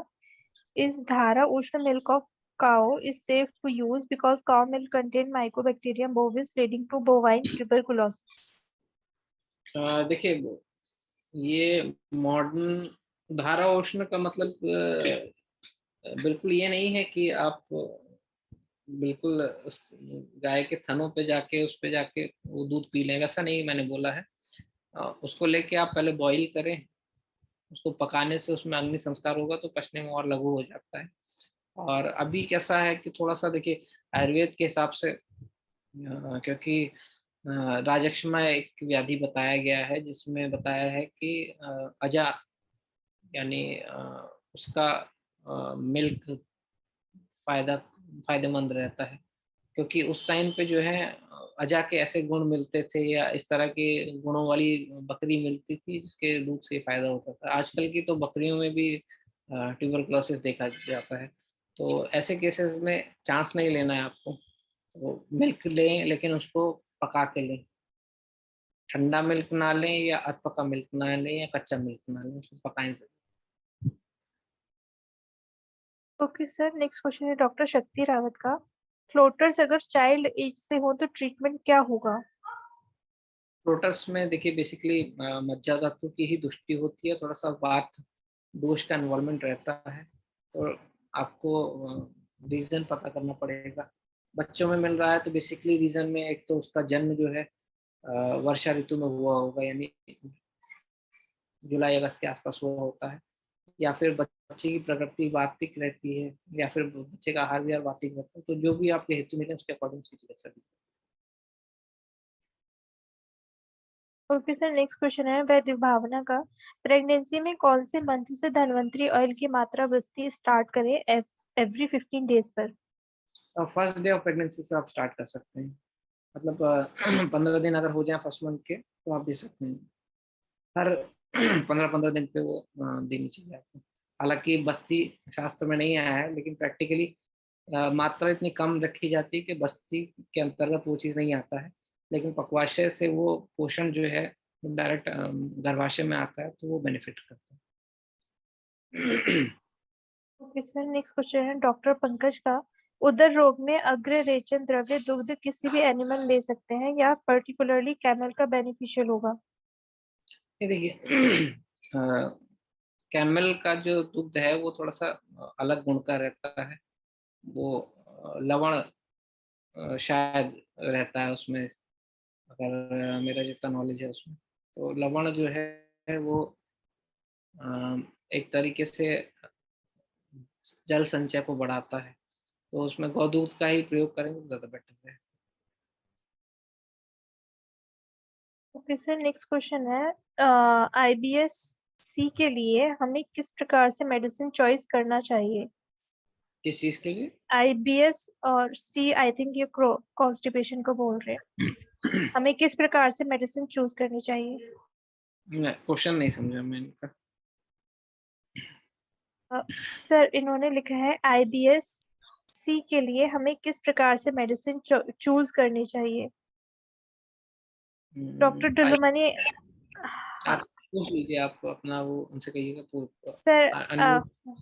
हेलो आप सर। हाँ, हाँ बताइए। सर जो आईबीएस जो है ना, आईबीएस का जो कॉन्स्टिपेशन टाइप है, ऐसे पेशेंट के लिए हमें मीन्स किस प्रोटोकॉल से ड्रग चॉइस करना चाहिए, मैं ये जानना चाहती हूँ। हाँ, आईबीएस के पेशेंट जो है देखिए मानसिक बलावष्टम्भ में ही आते हैं। तो मानसिक बलावष्टम्भ में जैसे मैंने बताया आपको, उनको एक तो शिरोधारा बहुत जरूरी है इन पेशेंट्स की, और फिर एज किस एज में है और क्या उनका प्रोफेशन है, उसके हिसाब से फिर मज्जा धातु को बल देने वाली चिकित्सा करनी चाहिए। मास्टरबेशन वगैरह की हिस्ट्री है तो उसमें वाजीकरण चिकित्सा देनी चाहिए आपको। ओल्ड एज है तो उसमें रसायन चिकित्सा दें। साथ में फिर जैसे मैंने बताया वो कल्प जो है वो अलग अलग आप यूज कर सकते हैं। रूक्ष स्टम्प का अगर मिलता है तो उसमें वो दीजिए। साम मिलता है तो ग्रहणी की वजह से है हमको, या फिर अर्श की वजह से, या अतिसार की हिस्ट्री है तो उसके हिसाब से फिर वो फिर चिकित्सा कर सकते हैं। Thank you sir. Next question है सर डॉक्टर फाल्गुनी का। मलावस्तंभ इन उन्माद रोगी, उसकी चिकित्सा पूछ रही है ये। हाँ, उन्माद में भी देखिए वेगावस्था आती है। वेग के हिसाब से फिर उन्माद और पसमारी दो रोग हैं जो जिसमें वेग जन्य रहता है। और उसमें उन्माद के हिसाब से फिर उसमें देखिए उन्माद जो है मनोविकार है, और मन जो है उसका स्थान जो है वो हृदय बताया गया है। तो जो मैंने हृदय का रिलेशनशिप बताया था उपद्रव में, उस हिसाब से फिर आप उनकी चिकित्सा करिए। और मलाप्स्टोमा किस तरीके का है, बेसिकली वही 2-3 तरीके ही रहते हैं। रूक्ष है, साम है, उसके हिसाब से भी चिकित्सा करके थोड़ा सा हृदय का विचार करेंगे तो ज़्यादा बेटर रहेगा। और क्योंकि मन जो है हृदय में रहता है तो इनको एक कल्प जो है व्यान काल में जरूर दें, यानी सुबह भोजन के बाद जरूर दें, क्योंकि व्यान वायु के काल में दी गई औषध जो है वो हृदय पे काम करती है। और हृदय बलवान होगा तो मन बलवान होगा और उन्माद के रोगी में फिर फायदा मिलेगा। Thank you sir. Next question है डॉक्टर प्रणव का। अगर गर्भ अवस्था में तीव्र मल अवस्टंभ हो ही जाए तो कौन सी मेडिसिन सेफली यूज कर सकते हैं? कोई मेडिसिन नहीं यूज कर सकते हैं आप। मलावस्टम्भ अगर तीव्र हो जाता है तो आप बस्ती दे सकते हैं उसको। मॉडर्न में भी सोप वाटर एनिमा दिया जाता है ऐसे रोगी में, लेकिन लैक्सेटिव या रेचन द्रव्य नहीं दिया जाता है, क्योंकि रेचन द्रव्य से अधोगति होती है मल की, और मल की अधोगति होगी तो गर्भ की अधोगति भी होती है, तो फिर ऐसे में मिसकैरेज हो सकता है। ओके सर, नेक्स्ट क्वेश्चन है डॉक्टर रुचिरा का। काउज मिल्क लेने का बेस्ट टाइम कौन सा होता है, मॉर्निंग या फिर नाइट? सुबह आया है गाय का दूध पीना। खाली पेट रसायन काल में जब लिया जाता है, यानी सुबह उठने के बाद ब्रश वश करके आप दूध ले लें और 2 घंटे तक कुछ ना पिए, तो फिर उसके रसायन गुण देखने को मिलते हैं। रात में जो दूध आया है बेसिकली ओल्ड एज पेशेंट्स में आया है, या फिर अनिद्रा के रोगियों में आया है, तो उसमें भैंस का मिल्क ज़्यादा फायदा करता है। ओके सर, नेक्स्ट क्वेश्चन है डॉक्टर गौरव का।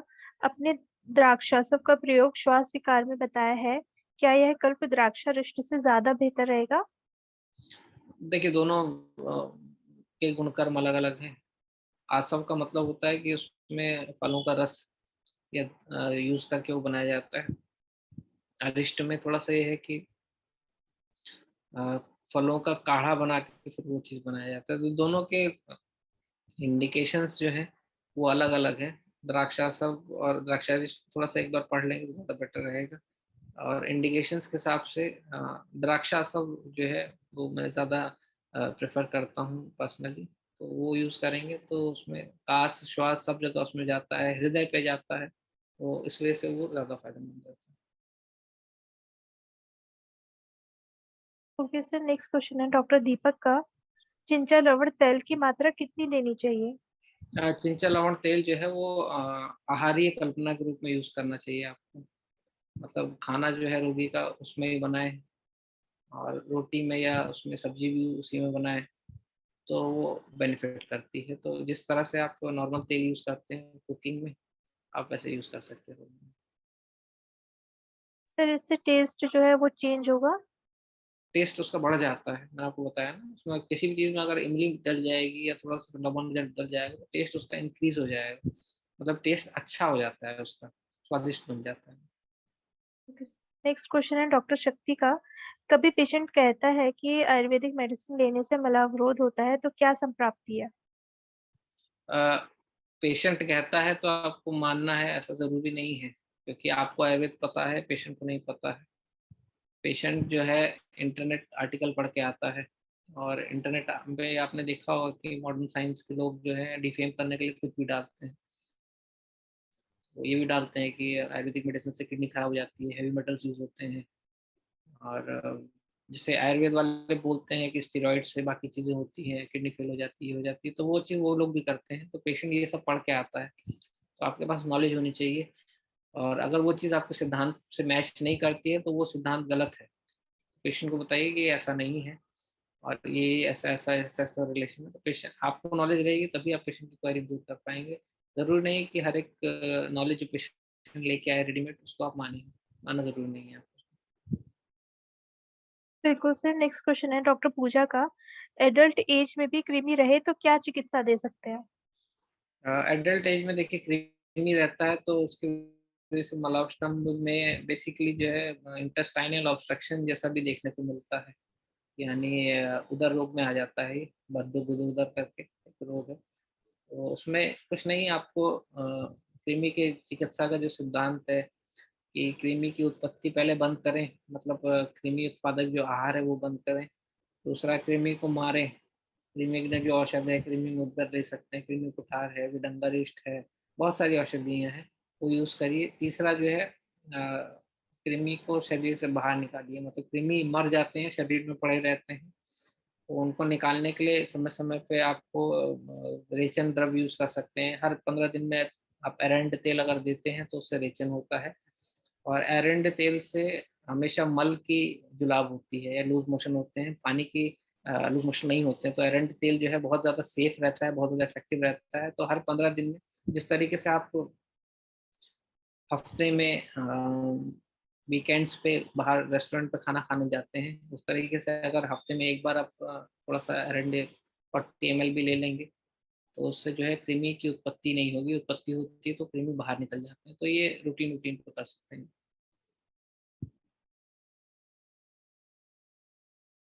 ओके सर, नेक्स्ट क्वेश्चन है डॉक्टर प्रणव का। शास्त्र में फिर उदर रोग में उष्ट्रचीर का वर्णन आखिर क्यों आया है? किसका? उष्ट्रचीर, ऊंट अ, किस? हाँ, उष्टशीर जो है, देखिए जितने भी अलग अलग दुग्ध आए हैं या मूत्र आए हैं, वो अपने अपने गुण के हिसाब से अलग अलग उसमें है, और उनका औषध के रूप में उपयोग ज्यादा है, आहार के रूप में उपयोग कम है। तो जो गौ दुग्ध है वो मैं आहार के रूप में लेने को बोल रहा हूँ। और उदर रोग में भी मैंने पूर्ण गौ दुग्ध पे रखने को बोला है, तो वो एज अ आहार काम कर रहा है, वहाँ पे एज अ औषध काम नहीं कर रहा है, क्योंकि औषध की मात्रा जो है हमेशा कम रहती है। फिर भी अगर अलग अलग गुण कर्मों के हिसाब से आपको लगता है कि उस एक अवस्था में वो बैठता है रोगी, तो आप बिल्कुल यूज करिए, कोई दिक्कत नहीं है। क्योंकि देखिए जैसे कुष्ठ का यानी कैमल का जो दूध बताया है, वहाँ कैमल राजस्थान वगैरह में ज्यादा मिलता है, तो उसके जो गुणकर्म है वो वहाँ के जो रोग उत्पन्न है उसके लिए ज्यादा बेनिफिशियल रहेंगे। जिस तरीके का जानवर जिस देश में मिलता है, उसके जो प्रोडक्ट्स रहते हैं, जैसे याक है, उसका जो दूध है, वो पहाड़ों में होने वाले जो रोग है उनसे वो दिक्कत उससे सॉल्व हो सकती है, तो वो उनके लिए साथ में रह सकते हैं। लेकिन फिर भी जो सर्व सामान्य साथ में है, मैंने उसका वर्णन किया है कि गौदुग्ध जो है सबको साथ में रहता है, रिस्पेक्टिव ऑफ आप कहाँ पैदा हुए हैं, आपकी प्रकृति क्या है। और फिर भी अगर आपको लगता है कि इस उसमें आता है, तो उन दुग्धों का प्रयोग जो है औषध रूप में आप करेंगे तो ज्यादा बेनिफिट मिलेगा। लेकिन उससे रसायन गुण की प्राप्ति नहीं होती है। Thank you sir. Sir doctor Dhananjay का क्वेश्चन है, अनुवासन निरूह से कितना लाभ होता है? किस किस इन जनरल पूछ रहे हैं आप मलाश्रम में? इन्होंने बस इतना ही लिखा है, अनुवासन निरूह से कितना लाभ होता है, डॉक्टर धनंजय। अनम्यूट करके पूछ लीजिए क्वेश्चन अगर है। जी डॉक्टर धनंजय, आप अपना क्वेश्चन पूछ सकते हैं, अनम्यूट कर लीजिए खुद को। हाँ सर, कॉन्स्टिपेशन मतलब स्टमक के बारे में पूछ रहा था। जी, क्या क्या क्वेश्चन क्या है आपका?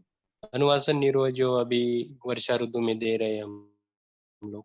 हाँ हाँ, इसमें देखिए, हाँ इसमें जो साल में एक बार पंचकर्म जरूर करवाना चाहिए, जैसे बताया गया है। और वर्षा ऋतु में तो स्पेसिफिकली बात तो उसका प्रकोप होता है, तो इसमें बस्ती जरूर कराएं पेशेंट की। और बस्ती का क्रम जो है आपका इन जनरल जो है वो अल्टरनेट फॉर्म में रहता है कि अनुवासन भी है, निरोग भी है, अनुवासन भी है। अनुवासन जो है थोड़ा सा यापन करती है लेकिन पचने में भारी रहती है, और निरू जो है लघु होती है, कोष्ठ साफ करती है, तो अनुवासन की जो गुरुता है उसको नष्ट करती है, स्रोतस को साफ करती है, तो नेक्स्ट अनुवासन फिर से पचने लगती है। तो इसको अल्टरनेट क्रम में ही आप यूज करें। और हमेशा अनुवासन ज्यादा होती है, निरू कम होती है, वो डिपेंड करता है रोगी की अग्नि कैसी है। और इसीलिए स्टार्टिंग में ही अनुवासन से स्टार्ट होता है, एंड करते वक्त भी एक से ज्यादा अनुवासन बताई गई। तो बस्ती का जो क्रम बताया गया है वो अनुवासन निरू के उसमें ही बताया गया है, एकांतिक बस्ती नहीं बताई गई है। और अगर आप यापन बस्ती यूज करते हैं, जैसे मुस्तादी यापन हो गया या तिक्तशीर बस्ती हो गए, तो ये एक तरीके से निरूह और अनुवासन दोनों के गुण इनमें रहते हैं, तो ये एकांतिक यूज हो सकती है। लेकिन अगर वैसी बस्ती यूज कर रहे हैं, सामान्य बस्ती, तो आपको अल्टरनेट क्रम से यूज करना है। और बस्ती जो है शोधन चिकित्सा है वायु की, और डायरेक्टली ये पक्वाशय पे काम करती है। और ओरली मेडिसिन आप वाताग्नि लेंगे तो पहले मुंह में जाएगी, फिर आमाशय में, फिर ग्रहणी में उसका संस्कार होगा, फिर वो पक्वाशय में पहुंचेगी। लेकिन बस्ती जो है डायरेक्ट बात के सेंटर पे एक्ट कर रही है, तो ओरल मेडिसिन से अच्छा इफेक्ट जो है बस्ती का है। Thank you sir.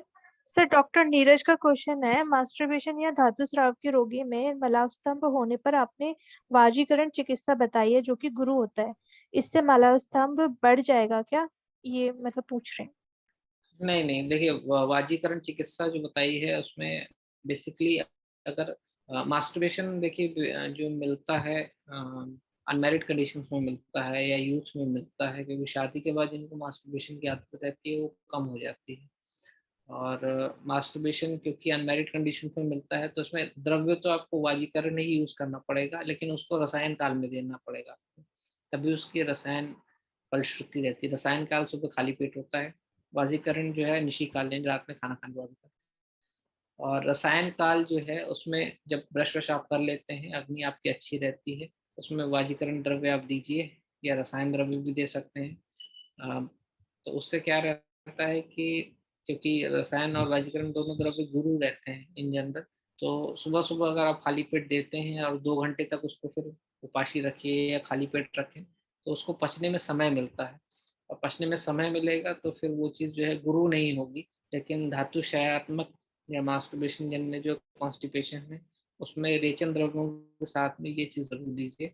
और जैसे मैंने आपको बताया कि धातुशय अगर होगी है तो उसमें रेचन के लिए आप अम्ल की या आंवला यूज़ कर सकते हैं, चूर्ण। तो इस तरीके के धातुशयात्मक जो रेचन द्रव्य है ये यूज़ करें। साथ में सुबह के टाइम अगर रसायन काल में देते हैं तो गुरु नहीं होगा, फायदा करेगा। Thank you so much sir. सब लोगों के क्वेश्चंस ऑलमोस्ट हो गए हैं। बाकी भी जिनके रह गए हैं वो ग्रुप में अपने क्वेश्चंस डाल सकते हैं। थैंक यू सर, आज आपने हमारे साथ इस टॉपिक पर अपनी नॉलेज शेयर की, और जो भी लोग हम लोगों के साथ जुड़े हैं उन सभी का शुक्रिया। आप सब लोगों के साथ मैंने ग्रुप में एक फीडबैक फॉर्म शेयर किया है, अगर किसी ने नहीं अभी तक फिल किया है तो वो प्लीज फिल कर दीजिए। और सर बहुत सारे लोग आपको थैंक यू बोल रहे हैं। Thank you so much everyone.